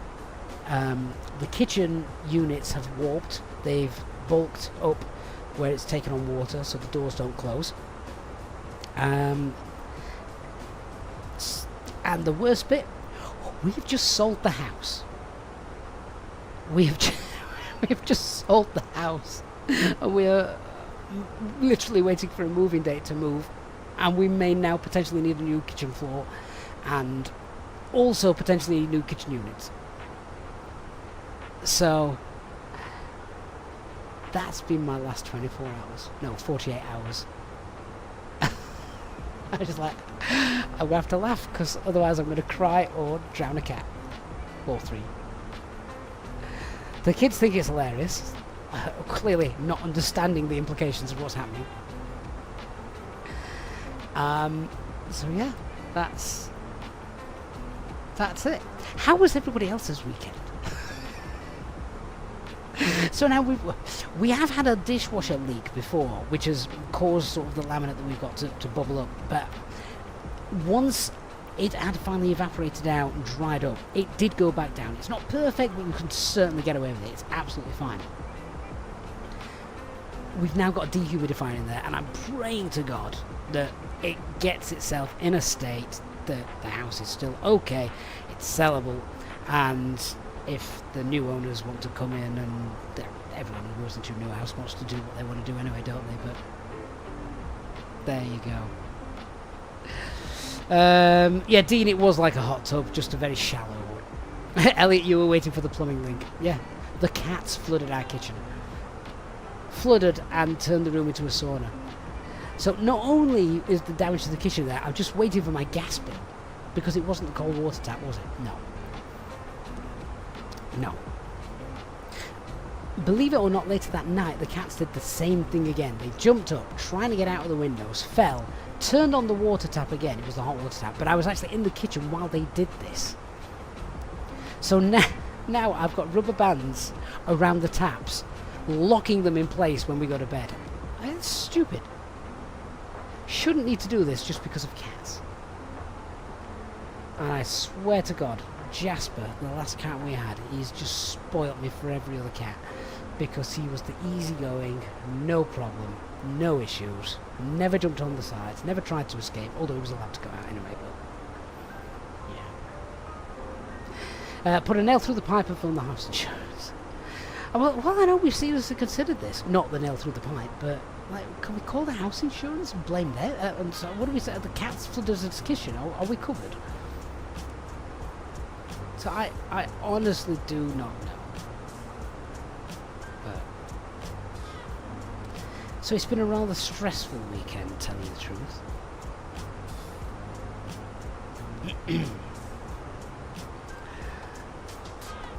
Now I'm waiting for stories from you guys to make me feel better. Alright, how are we doing with our little direct? Okay, a few minutes, we'll do the fuel check. Nick says this explains a lot. Nick... What does this explain? Dean says just name one of the cats God. It was an act of God. Yeah, Sudim, that is a cat's life. Living in a warm, comfortable house, unlimited food and comfort. As soon as the window opens, crack. They're out. They're out. Why would they? Honestly, that morning I opened the doors and said, there you go, out. If you don't come back, tough. The kids didn't agree with me. No ADC. Hey, Fortnite. I like that idea though, call them an act of God. Dean, are we guessing the names now? Oh, well, I'll tell you the names. So, the kids named them. Actually, that's a funny story as well. So, yeah, we've got 3 cats, they're all black and white. Which Jasper, our old cat, was. One of them has got dots on its nose, the girl, so she's called Dotty, for obvious reasons. One of the cats has got a big black mark on his nose, so they've called it Patch. And the third one... the third one is the spit of our old cat, Jasper. And my eldest lad was like, he looks like Jasper. It's like Jasper's ghost. Okay, we'll call him Casper. And they have done.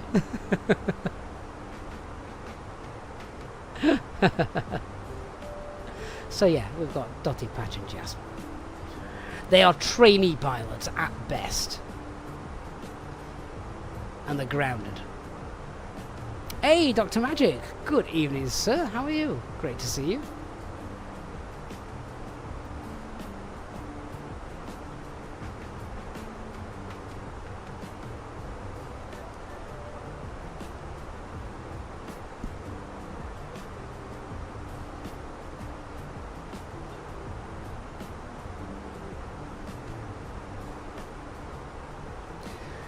So what I need you guys to do now is tell me your horror stories with pets. To make mine seem rather small and insignificant.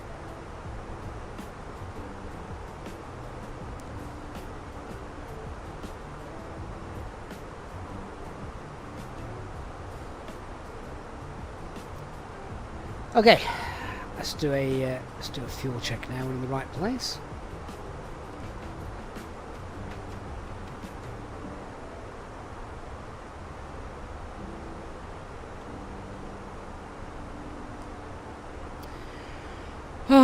So what do we take? 1, 2, 3. We'll go about 400 kilograms extra, and we are now at where are we? Nizam.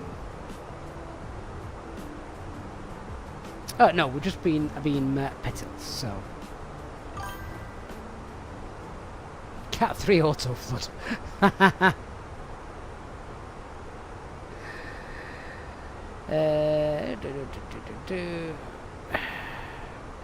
Petil, where are you? There. 3.7 tons, so we should have about 4.1. We've got 428 tons, so that's fine. Milan, thank you for subscribing. Appreciate that.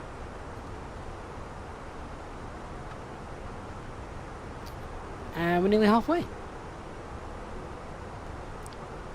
Lucky to be on the ground in about an hour's time. Tony says I love cats but not when they pee on the bed. Well, this is another thing. One of the cats is peeing on the new carpet at the bottom of the stairs. And I'm like, no, why? You've got litter trays, use them. I don't know what he's doing, and I bought this like spray stuff which has got enzymes that are meant to break the smell down so it doesn't remark it. Does it work? Does it,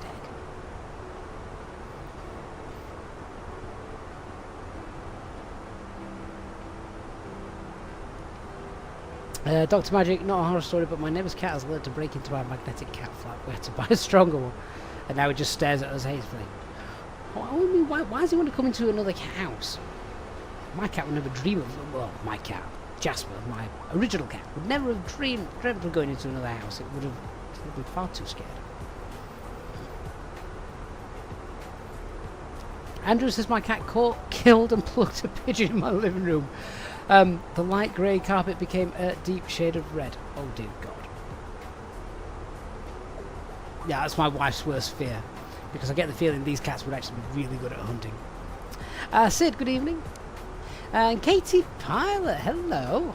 How are you doing? Must be the silly season for you, isn't it, these days?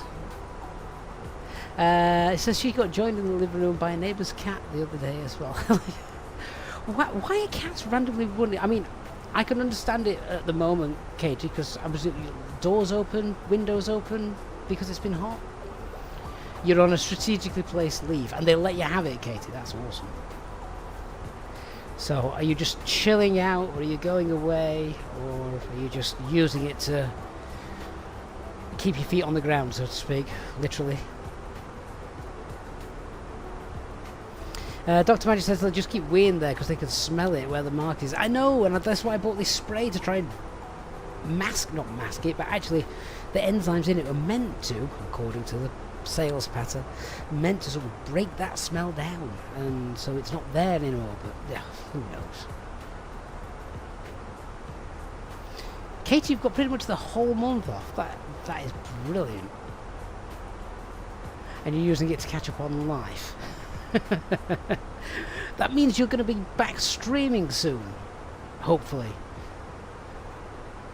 That way I've got something to watch during the day while I'm doing cat related things like scrubbing carpets and cleaning up poop.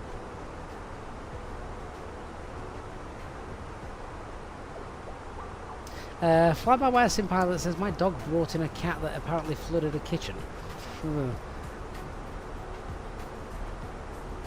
I'm sure the owners won't have missed it.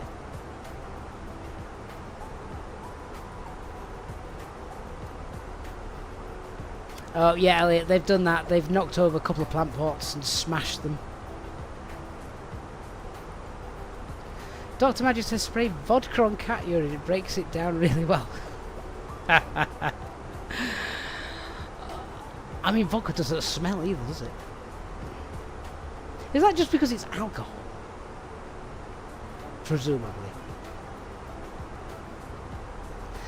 Neem, I'm 100% Yorkshire, that's right. I went over to Manchester the other day, and for those of you who live in Yorkshire, you will know if your garden and parks and recreational areas around you are anything like mine, they are brown, burnt, parched. It's we haven't had rain, proper rain for months, so yeah, there's the grass is dead, basically. I went over to Manchester the other day, the airport, spent a day with my lad at the viewing park. We always go for a nice walk around the airport perimeter as well, which is pretty cool.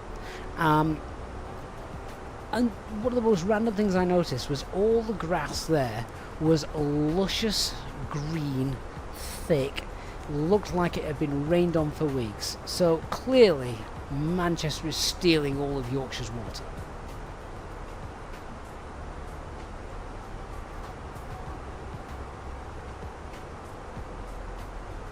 Elliot says, Dr. Beckham's with a brush on top of the bottle does work for you. Oh, I might have to try that then.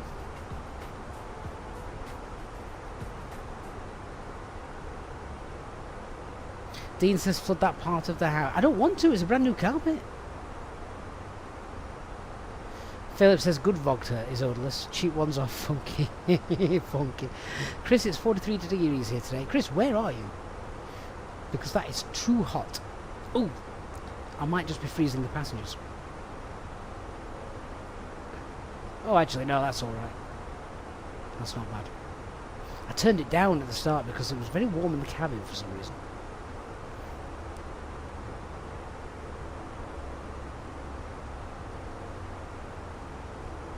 Yeah, go on, Mark. Now's your time to advertise it to the world. Go for it. Let everybody know what's happening 2 weeks on Friday. I have no idea what I'm doing 2 weeks on Friday. Probably cleaning up after a cat, mouse, pigeon, bird fiasco. Or fitting a new kitchen.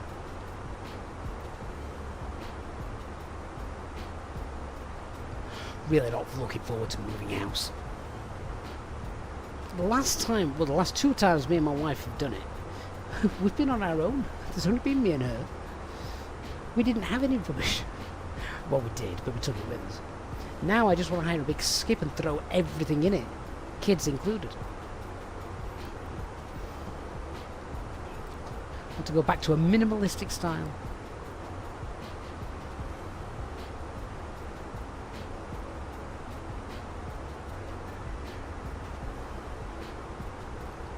Riot, what regular econ checks do you do on a flight? What are you looking for? Stuff like the cabin temperature, etc. So when you get to the top of the climb, you'll go through the SD pages, basically these down here, and you're just looking for anything out of the ordinary or anything that's flashing or amber. You know, it's like engine vibrations are all normal and not looking a bit strange. Make sure all of this is... Basically, the Airbus is great because if something's wrong, it will tell you. You very rarely need to go actively looking and seeking problems out. So, yeah, it's very good. Yeah, you don't need to actively look for anything because if there's a problem, you'll get a bing and master caution will ding up, or you'll get something available here. The only thing I would say as well is just look up. Just make sure that you haven't got any lights on up here. I remember once doing a flight and something broke. I can't remember what it was. Oh, it actually was down here. It was might have been on the APU page. I can't remember what it was. One of the pages told me that the APU was dead mid-flight. It was on the fuel page. It was showing here the APU was broken whilst we were mid-air. So, but again, it was an amber colour, so you know something's wrong. It jumps out at you. Flip, am I on a virtual airline? No, I'm not. No. Tony, have we triggered any failures recently? No, Tony. No. My aircraft has been behaving.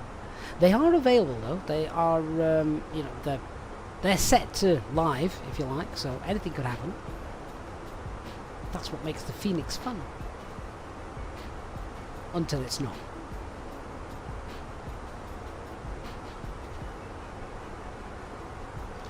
Little short we did the other day, looking at the Ram Air turbine. That's pretty cool. Fenix does that well.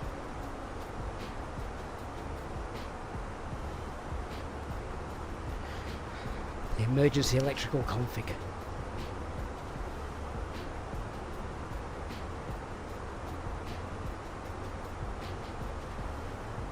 Will this be the 4th year, Dark?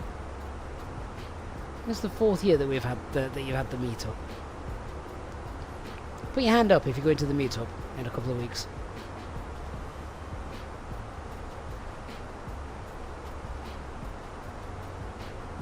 Luca, why are holding patterns so big on your Fenix aircraft?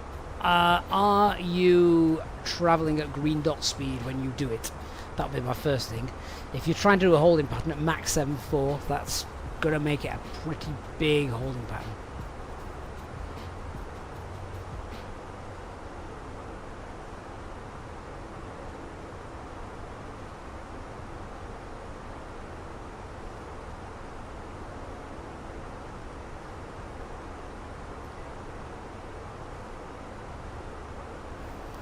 So yeah, I think once we get to Robin, we're going to do a little bit of a direct.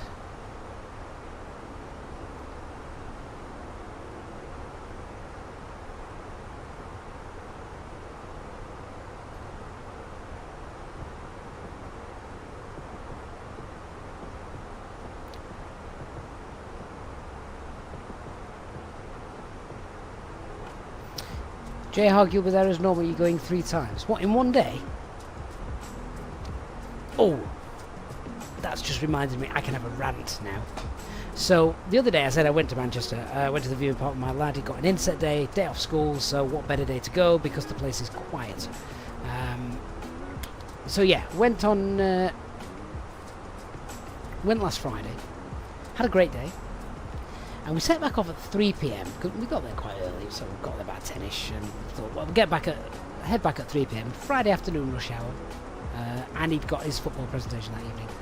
So we set off at 3 PM, and on the way home, does anybody know Denton Island?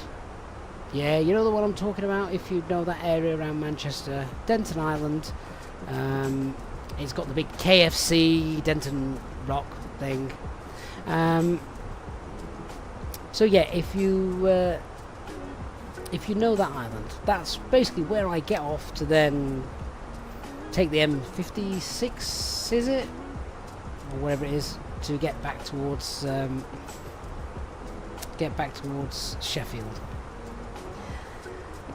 That roundabout, which I have done numerous times, we spent an hour on that roundabout, a whole hour at that roundabout. 25 minutes of that on the slip road with nothing moving. Look, if you're a green dot and it's still that wide, then what altitude were you at, Luca? So I thought, well, there must be an accident or something like that. There's got to be an accident on this roundabout for it to have like piled up like this. And I'm watching the clock tick, tick, tick. The wife's going to kill me. We're never going to be back in time. And we finally get some to sort of like, because it's traffic light controlled as well, this roundabout. And we finally get a little bit closer. I see the traffic light's turning green, and hardly anything's moving. So we then get a little bit closer. So I'm next in line to enter the roundabout, and if you are on a roundabout here in the UK, I assume it's the same for the rest of the world, but if you're on a roundabout that is traffic light controlled, even if the traffic lights are green, if you are wanting the inside lane of the roundabout, you know, to cut across 2 or 3 lanes to get on the inside lane because you're turning right, if the traffic light is green, but there's not really, if you pull out, you're basically going to block the whole roundabout up, because there's traffic on it. You wouldn't go, would you?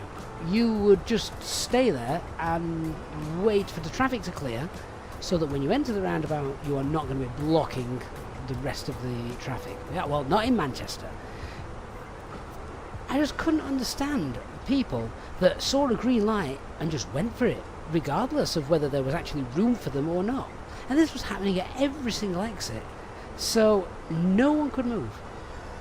And I was getting so angry. My lad took a photo of it, and honestly, as we were all on the roundabout, going around the roundabout, we got a car that was sideways. So, yeah, really, really annoying.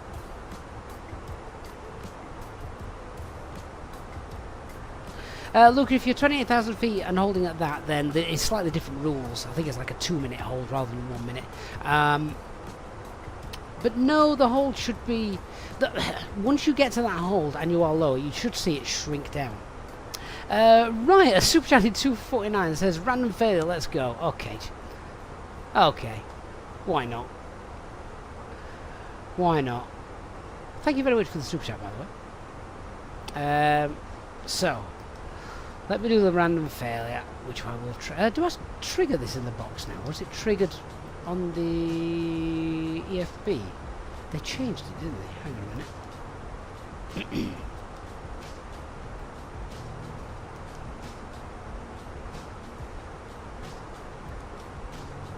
Okay, I've just triggered a random failure. There we go, it's inserted. We'll see what happens. The problem is, Mark, it's not yellow boxed. It's relying on people to use their common sense.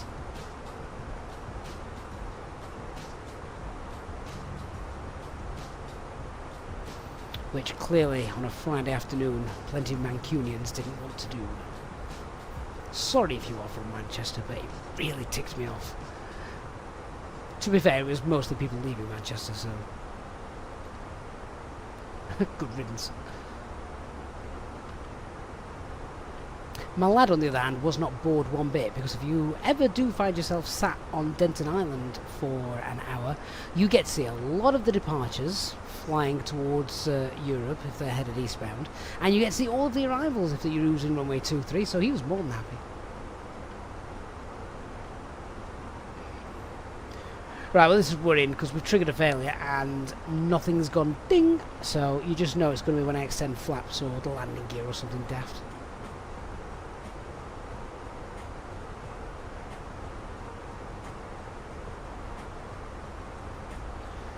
Oh, I'm parched. Hey guys, if you've not fallen asleep back there, any chance of a cup of tea? It's fail to fail, clever, that's it. Oh, Captain, we don't have any tea on this flight. It's a low-cost airline, you know. Just buckle up and hang in there.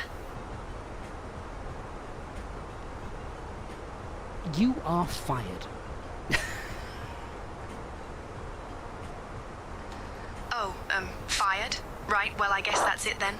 No more dirty seats for me, eh? Ooh. Well, folks, it seems I've been fired. So, Captain Easyjet sim pilot and the crew will be taking over from here. Enjoy your flight, I guess. Didn't expect it to do that. It's the tea service that's failed. Absolutely. Yeah, right. We'll just go up here and turn the galley power off.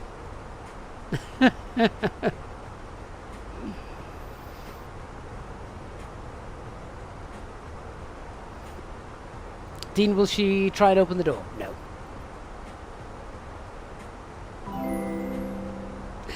Mike, you'd like to start using VATSIM? Have I done a video? Yeah, there's loads of videos on VATSIM for beginners and getting used to it and what to do when you're first starting, that kind of thing. Peter ATTO is in the house. Hello. SOP donation is late. No problem, Peter. Thanks so much for your support, my friend. As always. Hope you're doing well. Good to see you. Must be getting late on where you are. Oh, Peter, we left your airport. I've just realised as well tonight. You had the perfect opportunity to vet the newcomers. In fact, you should do that. You should get your students on VATSIM. That would be absolutely epic. That would be amazing. See how they do. Is there actually a galley shed button? You didn't know. Where is it? There is a galley button. I'm sure there is. On the electrics. Yeah, there you are. Bye bye, tea. This is where you hear them all scream in the background now. Like, no hot water. Mark says, let's add one more. Oh, go on then. Trigger it again. What if the two sort of stack up on each other and just makes us unflyable now?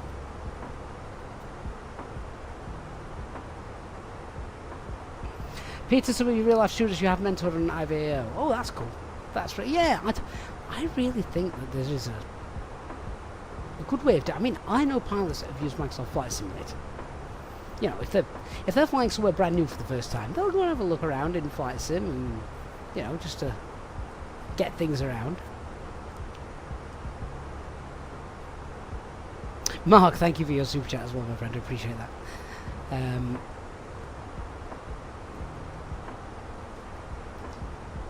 The lack of failures is really scaring me.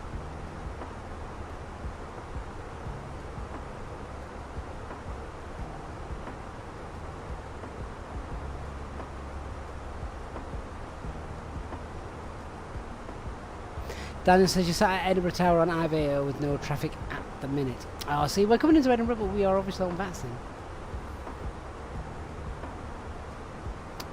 There are none out the back, Elliot. We have just done 2 of them, none of which appear to be working.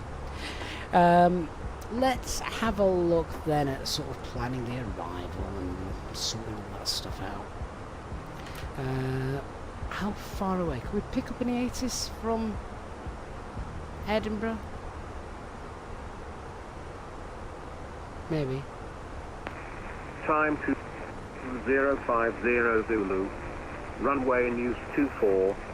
Runway condition report. Runway 24555. Transition level, flight level 75.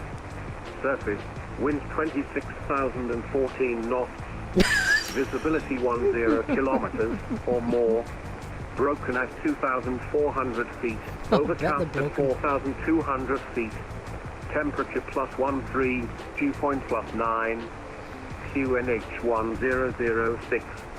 Ground is open. Departing aircraft make initial contact on frequency 121.755.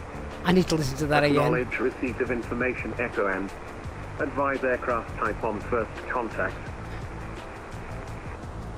I missed half of that after picking up the winds. Information echo. Time 2050 Zulu. Runway in use 24. Runway condition report. Runway 24555. Transition level, flight level 75.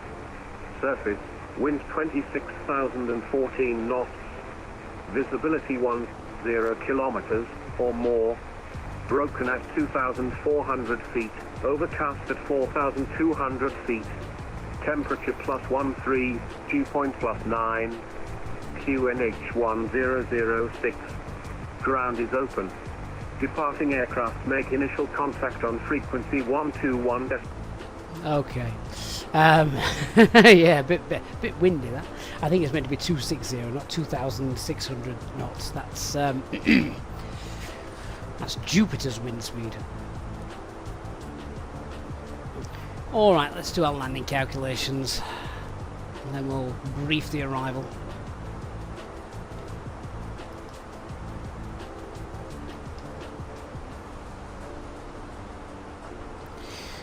So what we're going to be landing weight is going to be 265. Oh. It's close to our max landing weight.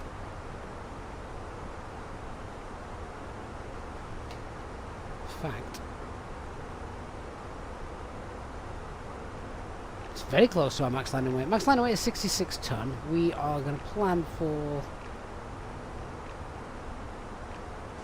66 ton. Runway condition is good.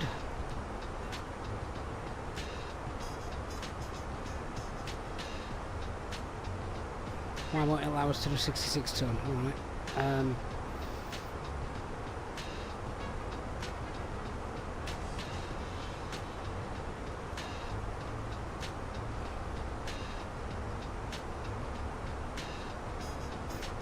Okay, why can't we put a max landing weight in?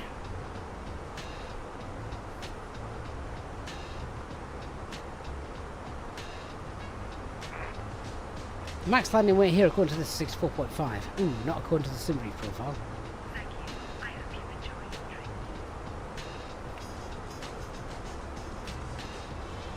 Right, in that case we're going flaps full, medium auto brake. Okay.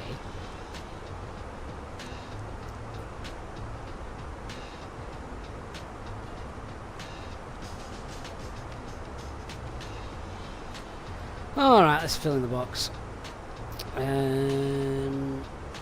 So, let's just add in Echo, Golf, Papa, Hotel 24. Radius, we'll do a 9-mile radius, so that's 3,000 feet to intersect that.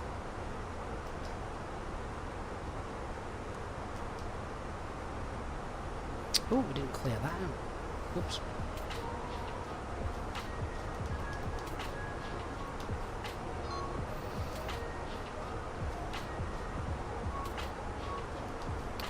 Was it Uniform Whiskey? Yeah. So that's Radnav. Echo, Golf, Papa Hotel, 2-4.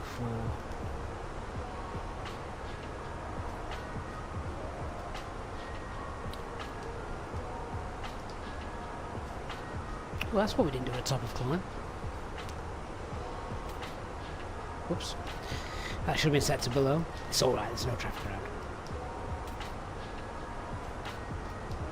And copy the active flight plan.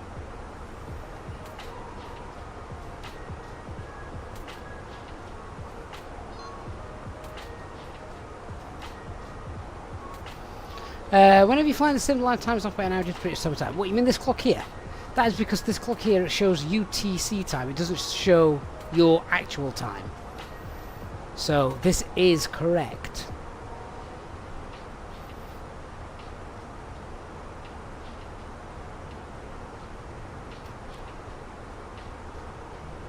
Yeah, so what we are going to do is we're going to go off route a little bit. We're going to go rolling and then we're going to go direct for a bit of a straight in intercept. But in order to do that, let's check the flight route and MSA, stuff like that.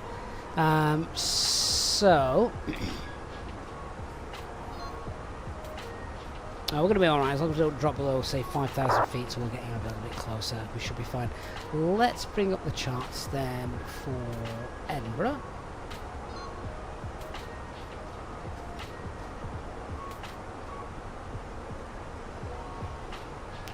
We'll have a look at the arrival.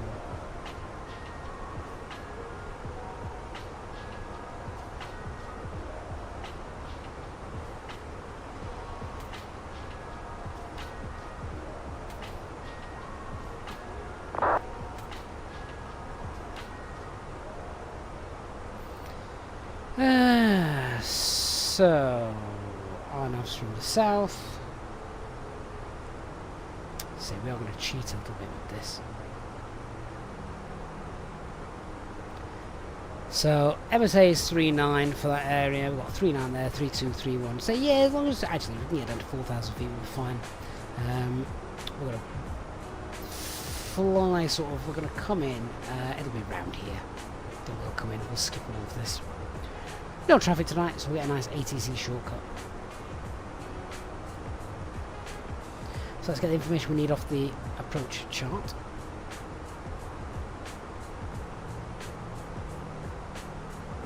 When it decides to load.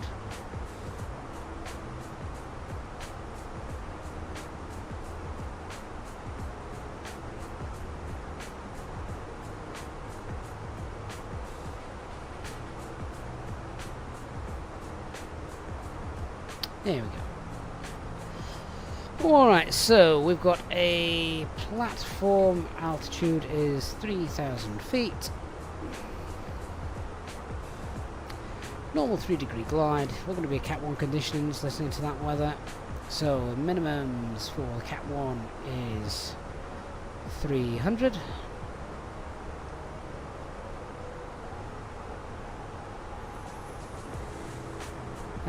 Got Pappies on the left, normal 45 metre wide runway, and transition altitude is 6,000 feet.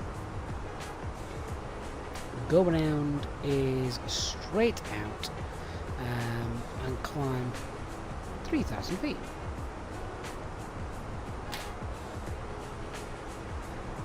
Nice, alright, so let's just brief how we're going to do this. We said we're going to be coming in sort of a bit of a cheeky approach, so we'll go almost direct to the islet intercept from here. So we'll track up the coast, and what we'll do then is descend no lower than 4,000 feet. With the descent, the idea then will be to pick up the ILS 3,000 feet, 9-mile final as we intersect that radius just here, and then with that we want to be flaps 1 by the time we're intercepting the localizer, flaps 2, in fact flaps 1 before we intercept the localizer, flaps 2 as we intercept the glide slope, and then a 9-mile final straight in. We are heavy tonight, so it is going to be auto brake medium as we've checked, and it's going to be a flaps full landing. Don't do that very often. So yeah, it's pretty straightforward. The go around then is straight out runway heading, climbing 3,000 feet. Threats to be aware of, just there was overcast cloud. We are not going to be visual as we're descending off route, so like I say, we must not descend below 4,000 feet because of the MSAs, and we've also got terrain to the south of the airport, a little bit to the north actually, but mostly to the south. And should we need to go around, then obviously we're going to make a right-hand turn after going around 3,000 feet before we have another go. We're not going to fly left at 3,000 feet because that would mean we would be flying pretty close to all this stuff here. We don't want that.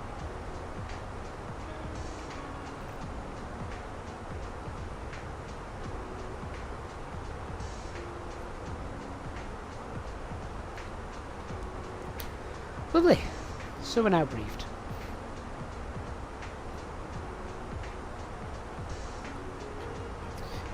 Means we will now fill in the box with all the stuff that we've done. So just double check. Yep, all of that stuff's in there. We're going to clear that discontinuity because actually we're probably going to go direct to CI24. That's filled in. That's filled in. And let's just fill in the next page. So QNH was 1006. Temperature 13. Winds 2,600 knots.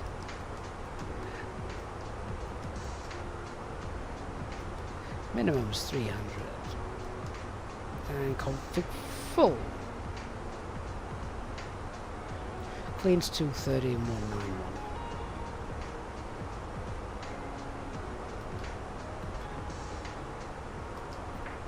Done. Yeah, I have no idea what the random failures were. Clearly, doesn't look like something that's broken. I mean, the cabin crew was failed, wasn't it?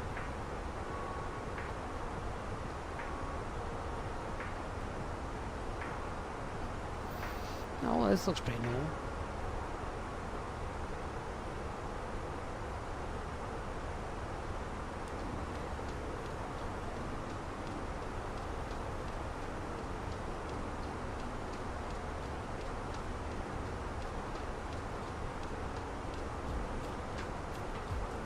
Yeah, there's nothing on there to suggest there's anything broken. Status normal. Got away with that. Until we deploy the flaps.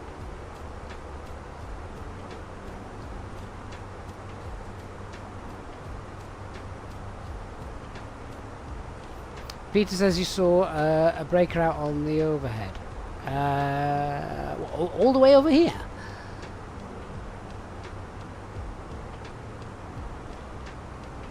They all look good to me.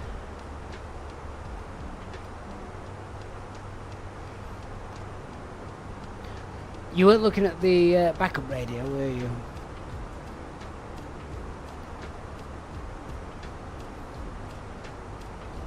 As for this lot. Oh, those look okay.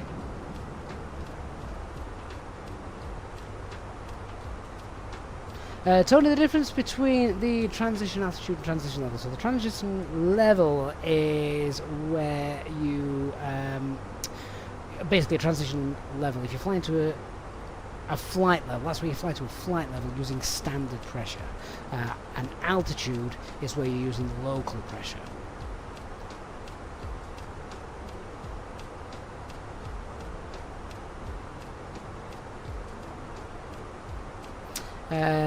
Jerry just received the sim gauges overhead. I don't know if I've seen that.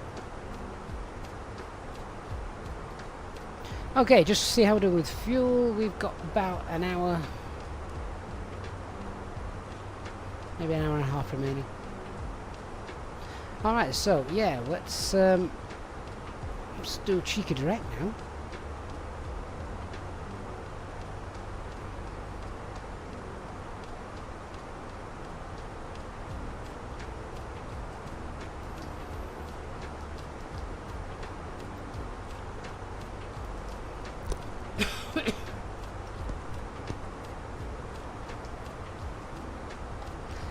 That we instantly get the decel announcement, so let's start heading down. So thrust idle, open descent, pull for managed speed as for selected speed. We'll just wind that up. So we're about 3,500 feet too high, but that's okay. Hey guys, just started our descent and we should be on the ground in Edinburgh in probably about 20 to 25 minutes. We'll have a look, Peter, once we're on the ground, yeah, see if there was anything actually failing. Oh, ladies and gentlemen, we've just started our descent into Edinburgh and we should be on the ground in about 20 to 25 minutes. Just a heads up, buckle up, and try not to think about the dirty seats, eh? Captain Easyjet Simplet and the whole crew would like to say goodbye to you now. Thanks for flying with us or whatever. Goodbye. I'm not kicking them out at 32,000 feet.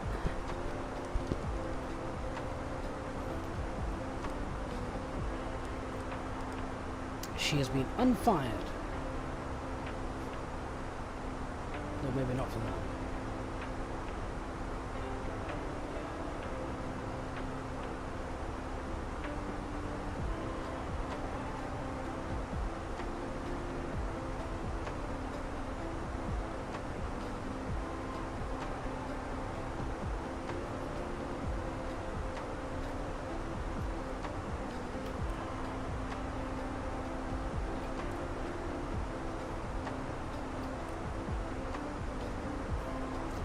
Looks like there is a layer of cloud over Edinburgh as well, looking at that. It did say it was overcast. How gorgeous does that look,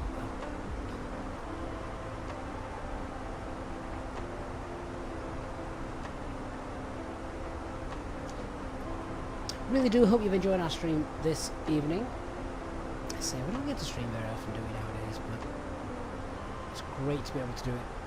We'd love to do this every night, but sadly, things get in the way.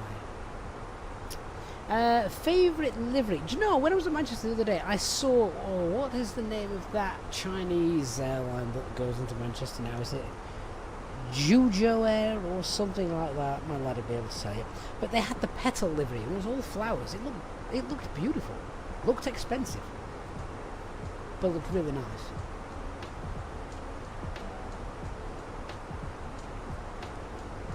Gasman, the cabin announcements are from Say Intentions. Link pinned at the top of the chat or in the video description down below.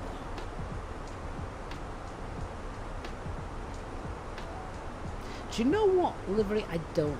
I don't like the new Korean Air livery. It's boring. And the flag's changed.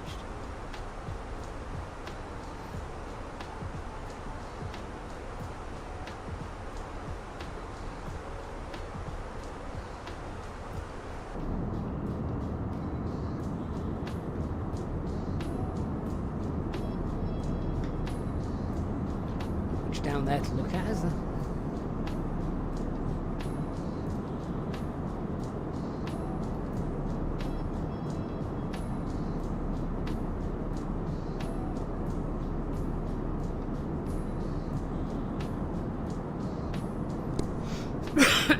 Excuse me. I think we've lost the sun now, haven't we?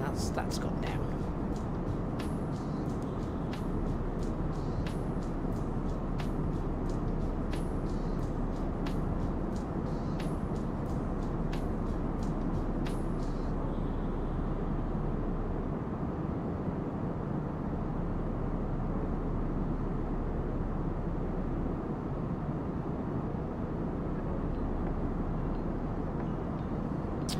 Hey Adam says he really wants to get into the game. Tip number one, never call it a game, it's a sim. I really want to get into this sim, but I'm struggling. I need help and tips. There are so many controls. Adam, you are right. That is probably the most fundamental flaw in this game, in that there is so many controls and it's so difficult to set up. If you are brand new, start simple. Start with a Cessna 152. Just enjoy flying around. Get a feel for flying the aircraft, trimming the aircraft, which basically means then you can let go of the controls and it should stay level. It'll bounce around a little up and down a little bit, but more or less it'll stay level.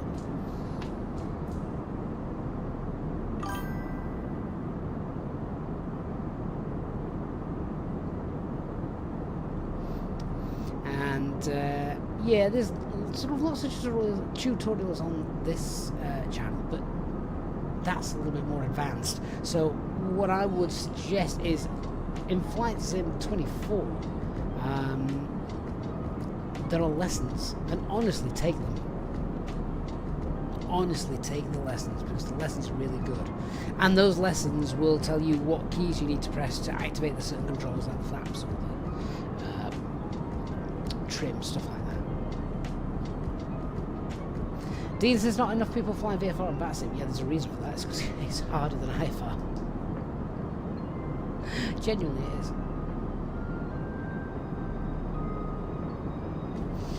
Robert, let's go to the external view then and have a look.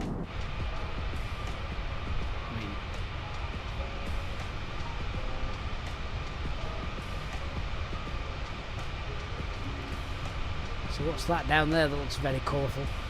What is that? Looks incredibly colourful. Flying Green Line, mate, thank you so much for the tier 1 sub. Appreciate that. And the follow. Which bridge is that? It's lit up in rainbow colours. Quite apt to the minute.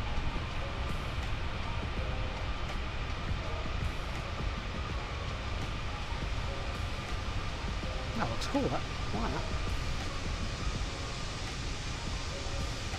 That's Berwick up on Tweed, is it, Robert? I can't ever say I've been there. I'm being completely honest.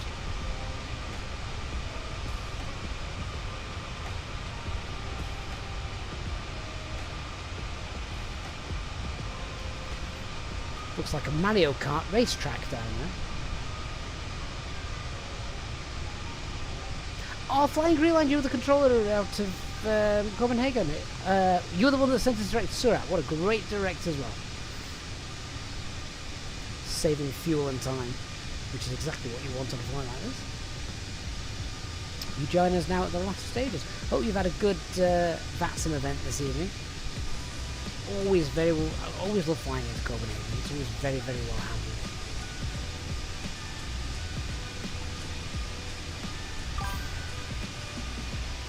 Mr. Man, thank you for the follow. Who are you?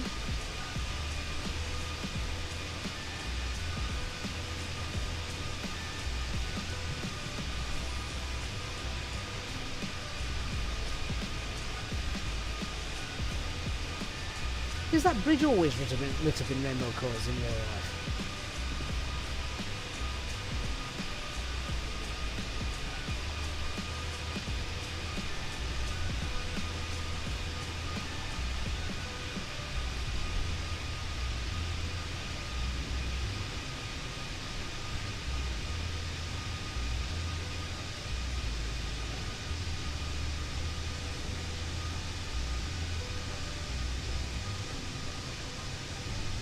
Yeah, Flying Green, I thought it was quite quiet this evening. I suppose it's the height of summer, isn't it? You get much more traffic in the winter, when nobody wants to go out.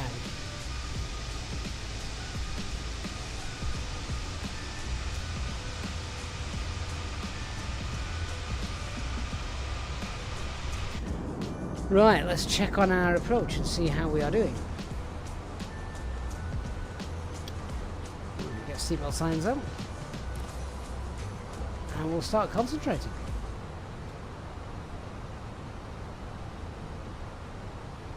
Wind that speed up a little bit more.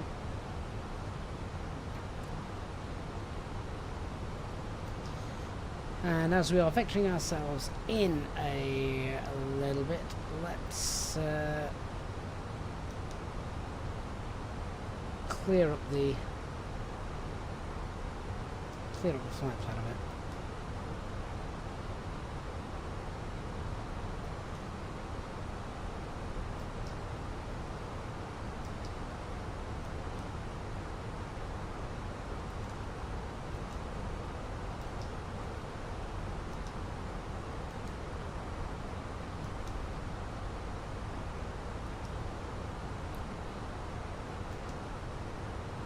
There we go, so that's our centre line sorted. Right, don't level off.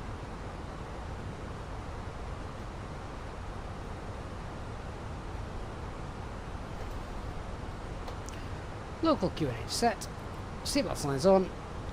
Edinburgh traffic, self-factoring, Might need some spoilers now. Approach checklist, bar QNH 1006. Seatbelt signs are on. Minimums are 300, auto brake medium, and engine rotor selector is normal, ESP is stowed.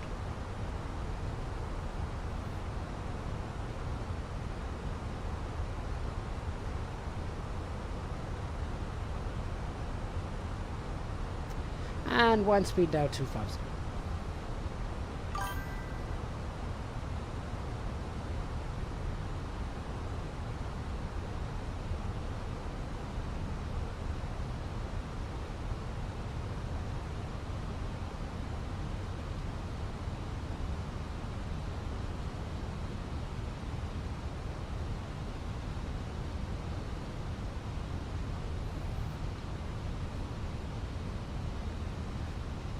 India Tango Hotel. Squeeze myself in, number 2. Let me know if it works.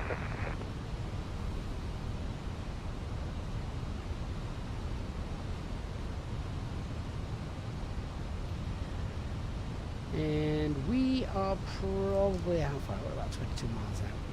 Edinburgh traffic easy, 86 November Tango is approximately 2 miles to the east of Edinburgh.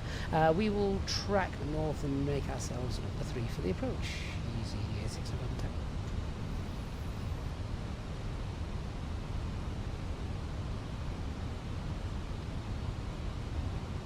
Maybe not true north, but close enough.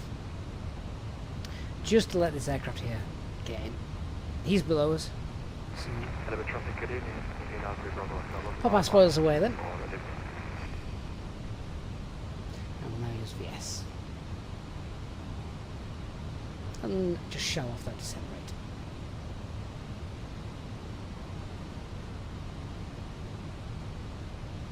Edinburgh traffic, easy 6260, shortly to main base from 24, currently 40 miles up.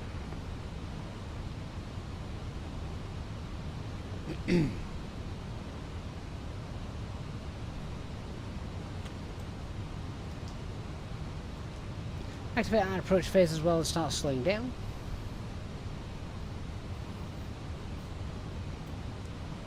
So start open descent. And 3000. French pilot, my graphics settings, I have a video on my channel showing all of the graphics settings. So if you search for that, you'll be able to find it.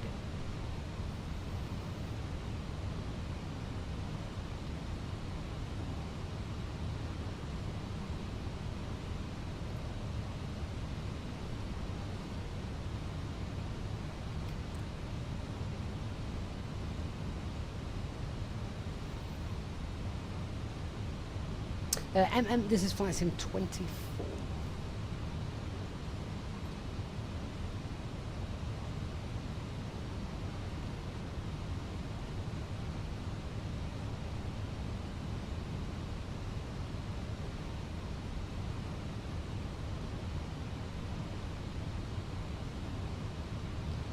Dylan, I'm locked to about 30 FPS. So hopefully this guy will be able to get in there ahead of us, and then obviously we're going to be there. So we're going to be number 3.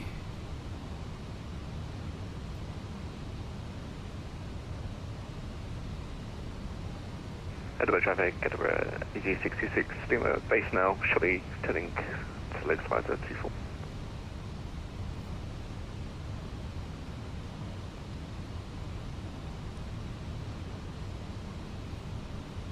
Dylan, the best thing I can say to get higher FPS is to lower your graphics settings. Like I said, there's a video on my channel on YouTube explaining what my current graphics settings are.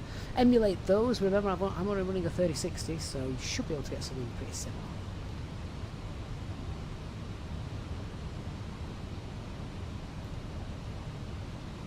Okay, let's turn now to intercept.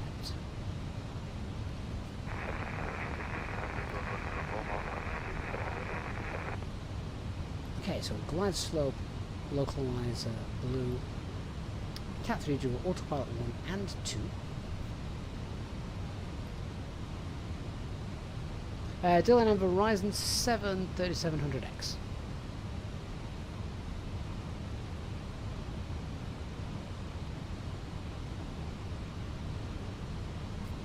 Edinburgh traffic Easyjet 6 November Tango, number 3 for landing, establishing ILS 2424 miles.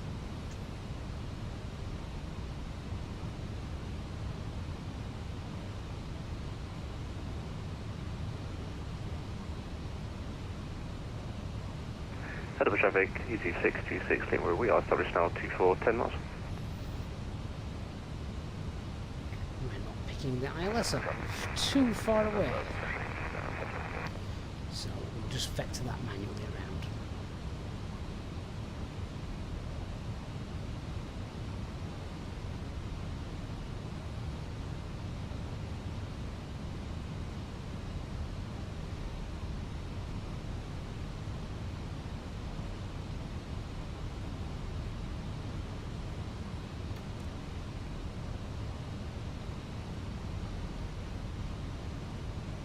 Oh, there we go. Localizer captured.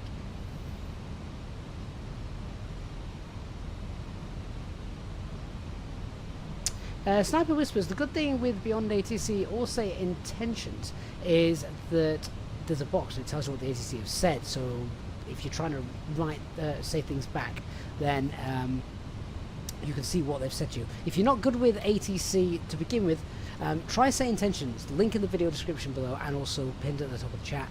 There's a 24-hour free demo, which I suggest definitely using.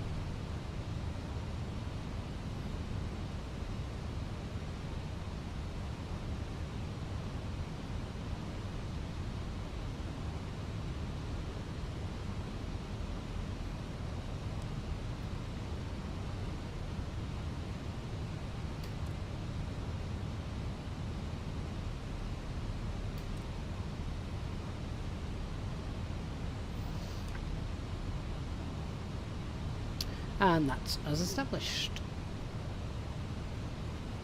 Cabin crew, 5 minutes to landing.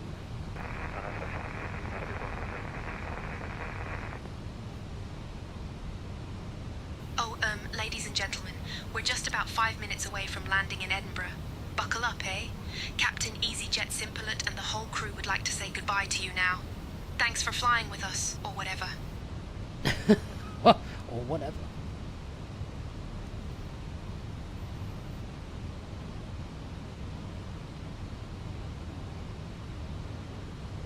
So we'll start configuring in a couple of minutes. Edinburgh traffic EZ626 Lima, 4 mile final now, runway 24.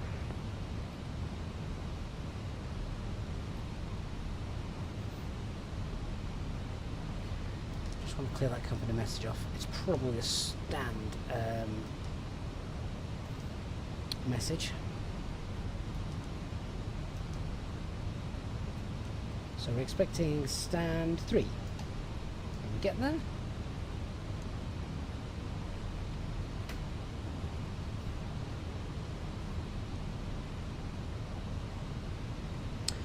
Alright, 50 miles out, flaps 1, speed checked. Flaps 1.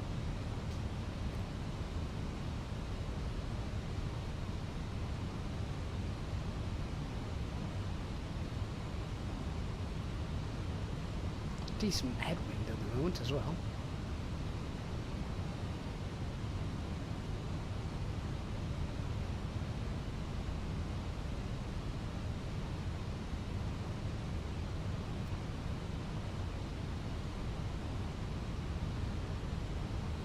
Oh, we're going to get a CDA. There's me reducing the VS to just 200 feet per minute to try and make it work.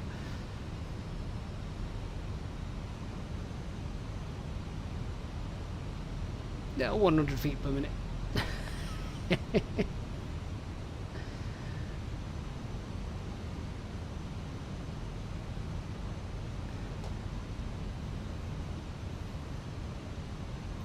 Come on. Glide slope start.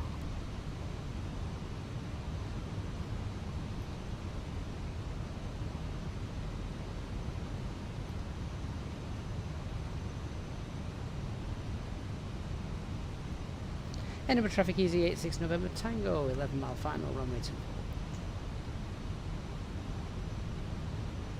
There we go. Glide slope start. Mr. Approach altitude 3,000 feet. November, lining up behind, arriving company aircraft.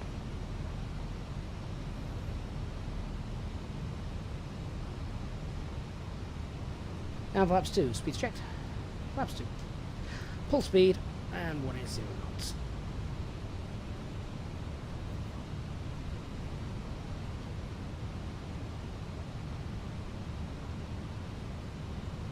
Some funky winds. Most of it's a headwind, that's what should be fine.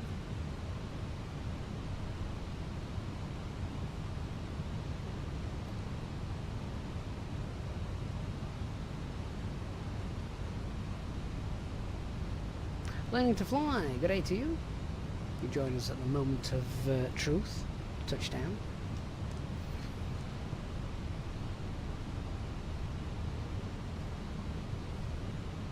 Just before you all vacate after touching down, then if you haven't done so already, please do hit that like button. Hello traffic. Really does help us Okay. on the channel.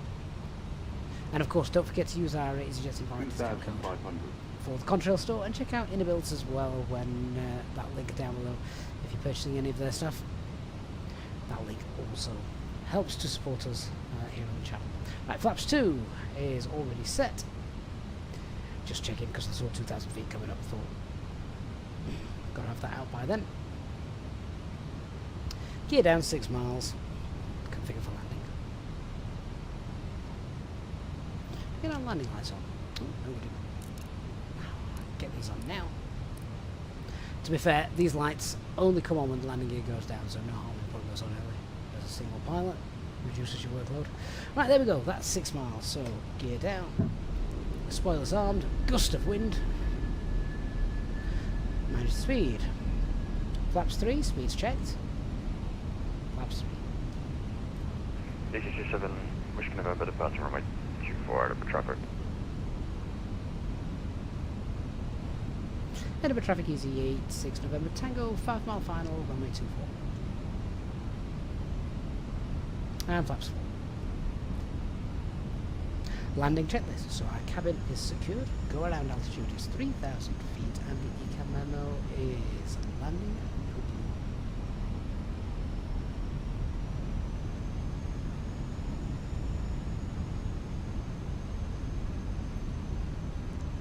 Cameron, you can't call it a game, mate. You'll upset everybody. It's a simulator.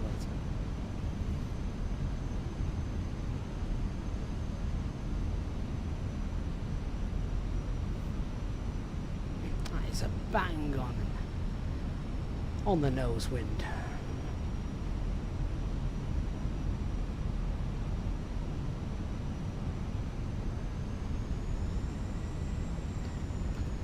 It's a bit blustery as well. Alright, autopilot's off. My landing now to cock up. United, no, this is not the beta version. I don't fly the beta version. Only ever flown beta version once, and that was so could get the Innerbuilds A320 working. Cameron, it's Microsoft Flight Simulator 2024. That wind's just knocking us off centre line with it. Let's track back on it. 500. Okay, stable.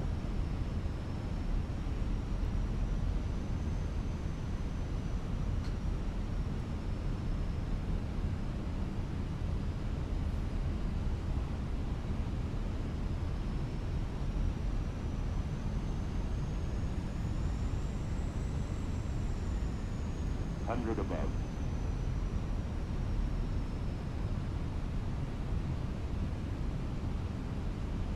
Minimum. Continue. 100. 50. 40. 30. 20. Retard. 5. Ooh. Go around.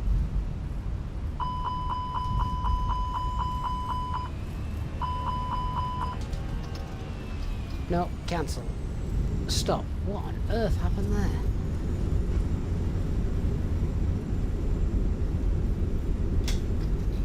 us off. My god, it was Corfu all over again.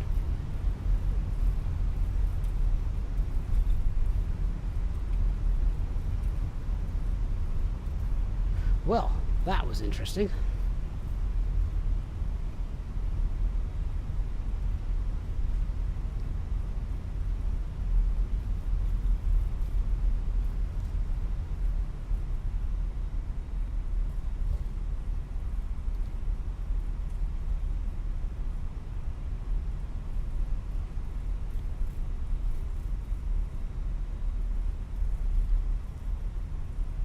That literally was Corfu. If anyone wants to know what I'm on about with that, that happened in real life to a couple of pilots landing in Corfu, where they decided to go around, but the spoilers had already deployed out, so it screamed at them.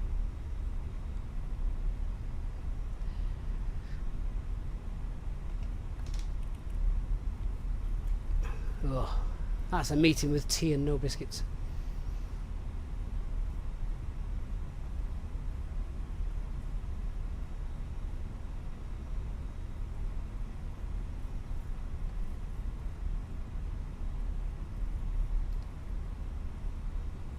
Edinburgh ground, runway 24 vacated.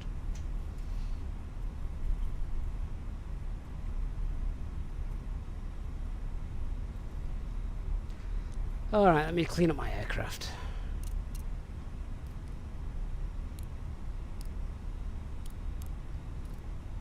Oh, after a really long flight, the last thing you want is something rubbish like that happening, but never mind. Edinburgh traffic, Ryanair 5657, lining up on departing runway 24. In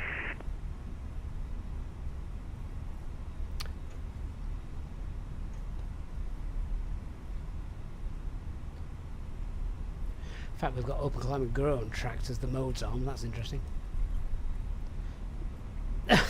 Of course, HD had to be there. Hardly ever screen anymore, but when I do, bloody hell, he's there for the wrong bits. Of course, he's lurking.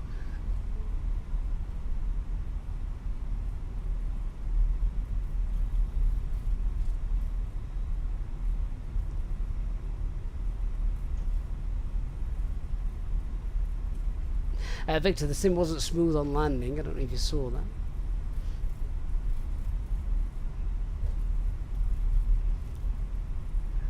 I need to go back and watch it, but I think we touched down. I think we got spoilers. I then think I went toga, and we got the config warning error.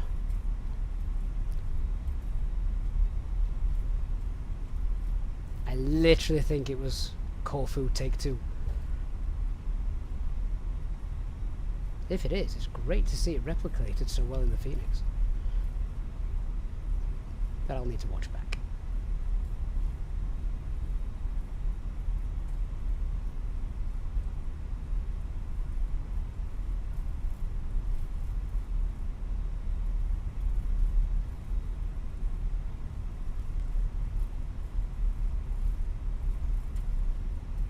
To be fair, no, it can't be anything to do with the spoilers. It's not the spoilers.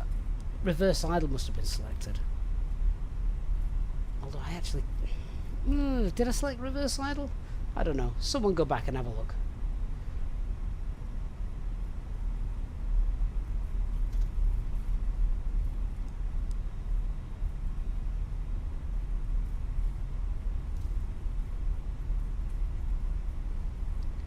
Never mind.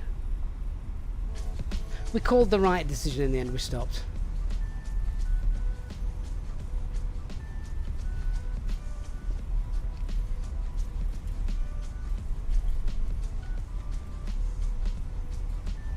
James, this is absolutely not the default Edinburgh. This is payware.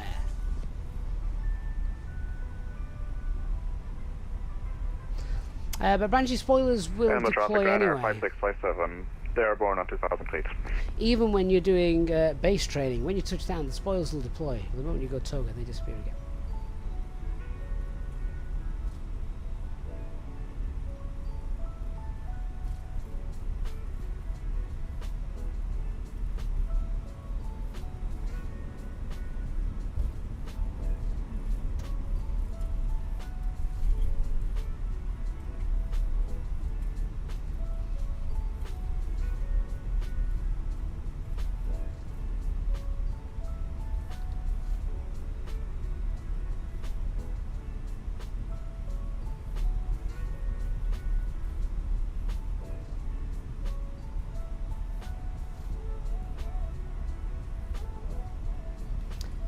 the Guru HD just confirming what I said there. Spoilers deploying is fine. They'll retract on Toga, but you can't do bolt landing after the reversers have been deployed. I don't think I put the reversers in, but I don't know.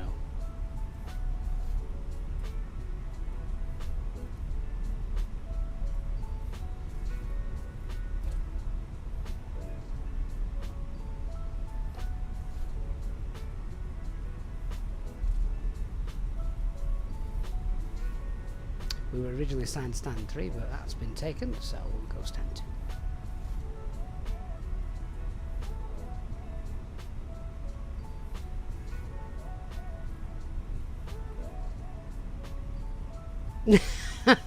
Oh, I love the hard-hitting realism. I didn't. I panicked.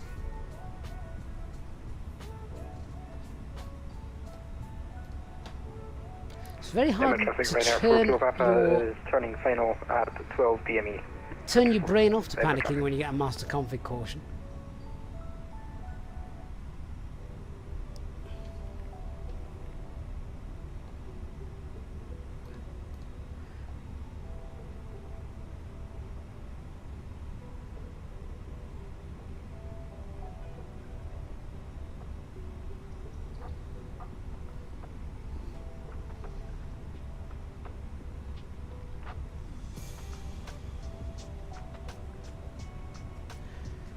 Video docking guidance system's broken.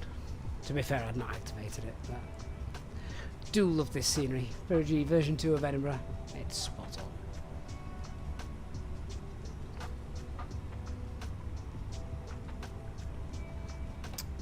Right, well, the taxi in was great. The flight was great. The departure and everything was great. Never mind anything else. And we are Edinburgh traffic, done. Ryanair 4 Kilo Papa is 11 miles, APU's final running. 24, Edinburgh traffic. So, just change frequency. APU's running, get APU bleed on, shut down engine 1, shut down engine 2. Clipsy, what I needed to do is basically tell GSX we were going to park up on this stand, and I didn't do that. Seatbelt signs off. Wait till we drop below 10. Dean, did I do the right thing rejecting the go-around? Probably not. Should have continued with the go-around. But as HD said, we got a caution. I clenched and stomped on everything. Let's get the beacon light off. And I believe now Fenix should give me the option. Oh, ladies and gentlemen, we've just landed in Edinburgh. Oh, you're late. Captain Easyjet Simplet and the whole crew would like to wish you a nice stay here, a beautiful vacation, and a safe travel to your next destination. Thanks for flying with Easyjet UK or whatever. Goodbye. Or whatever. Right, well, ground crew here to do their things. I'm now going to do some paperwork. Mark, what was the failures? Let me see if it actually tells me.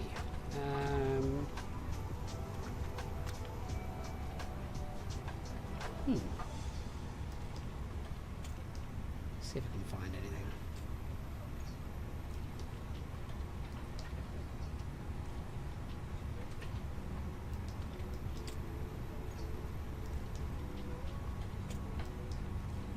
Just having a quick look.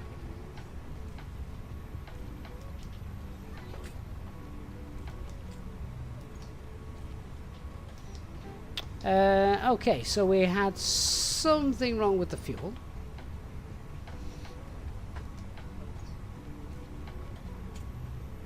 Fuel pump right, number 2, wasn't in use. Anything else? Oh. Was there anything else wrong with the fuel? Fuel pump center, number 2. Ah, okay. By the time we did it, we were not worrying about those, so MOC will come and sort them out. Not my problem. I've got bigger problems to worry about. Well, guys, thank you very much. Hope you enjoyed that. Little cameo by HD at the end there. And, yeah, that's us done. God, it's late. I didn't realise it was that time. I'm going to go now, and hopefully the cats won't have wrecked anything else. So, thank you for joining us this evening. Really appreciate your guys' support as always. Until next time. And make sure you're on our Discord server, where we will announce, of course, the next stream as early as we can. And as always, to our Easyjet SimPilot channel members, a massive thank you as always for your ongoing support. I really do appreciate it. Thank you so much, guys, and I look forward to seeing you all next time around. I'm off to go and get blasted by HD. Night, everyone.